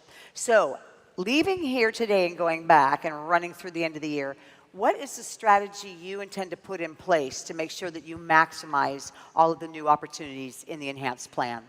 Okay, this is a completely new situation. After 20 years, we have a compensation plan that is equal to our product, our technology. And thanks to you, Meredith, and the corporate staff, we have something special. This is not complicated strategy. It's education, and now we have great tools. You prepare all information step by step. In all languages, it's really simple now. When we started, there was only English. Now we have all European languages. So my strategy is to work every day, to teach once or twice a week, and help my leaders to share this information, because this is game changer for us. In a business, really, the best plan ever. Very good. Okay, all right. You know, I have to ask one more question. I can't help myself here. There's just all these great questions. You guys, I know you worked up. Lorenzo, I'm going to ask one more question, because we are going to be talking about prospecting, enrolling, and onboarding later in the program today. So how important is a duplication system? And we know a lot of people have different systems, but duplicating and applying a system, how important do you feel that is in closing out this section? Super important. I think it's very important for our business. Why? Because we cannot duplicate people. I cannot duplicate Royce, I cannot duplicate Chuck's, I cannot duplicate David's or Chris, but I can duplicate system. So if a person duplicates what your upline is telling you to duplicate, I mean, that's the key for you to just follow up. And Meredith, unfortunately, some people, they're trying the flavor of the week. They see somebody doing something, so I'm going to try this week, I'm going to try that week, and then end up being a total confusion in the team. So if they just stick to whatever system is working, just duplicate it, and make sure that you do it every single time. Who knows me, they know that I'm still doing the same thing that I started doing when I started noticing that it was working. So I strongly recommend you just duplicate what your upline is doing, ask them, and if for whatever reason your upline is not doing it, go to your upline. At one point I went to Chuck. I said, Chuck, give me 10 minutes of your time. Tell me what you do. And then he told me what you do. So I hope that helps. Excellent. All right, everybody, one more round of applause. It's my honor and privilege to work alongside these gentlemen. Please, please, success leaves clues. And these guys, the best of the best, the successful of the successful. Thank you so much, everyone.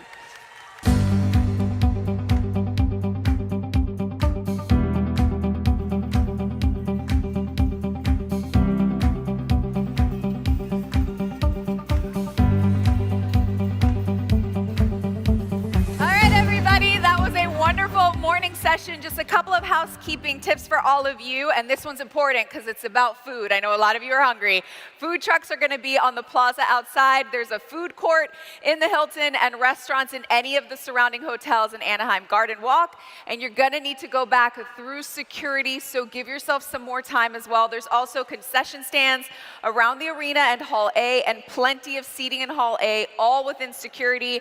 While you're in Hall A, make sure to visit the store, check out the Experience Center, and pick up your awards. Be in your seats by 1:30 p.m. New directors and new senior directors, be ready to parade. Thank you all so much. We'll see you at 1:30.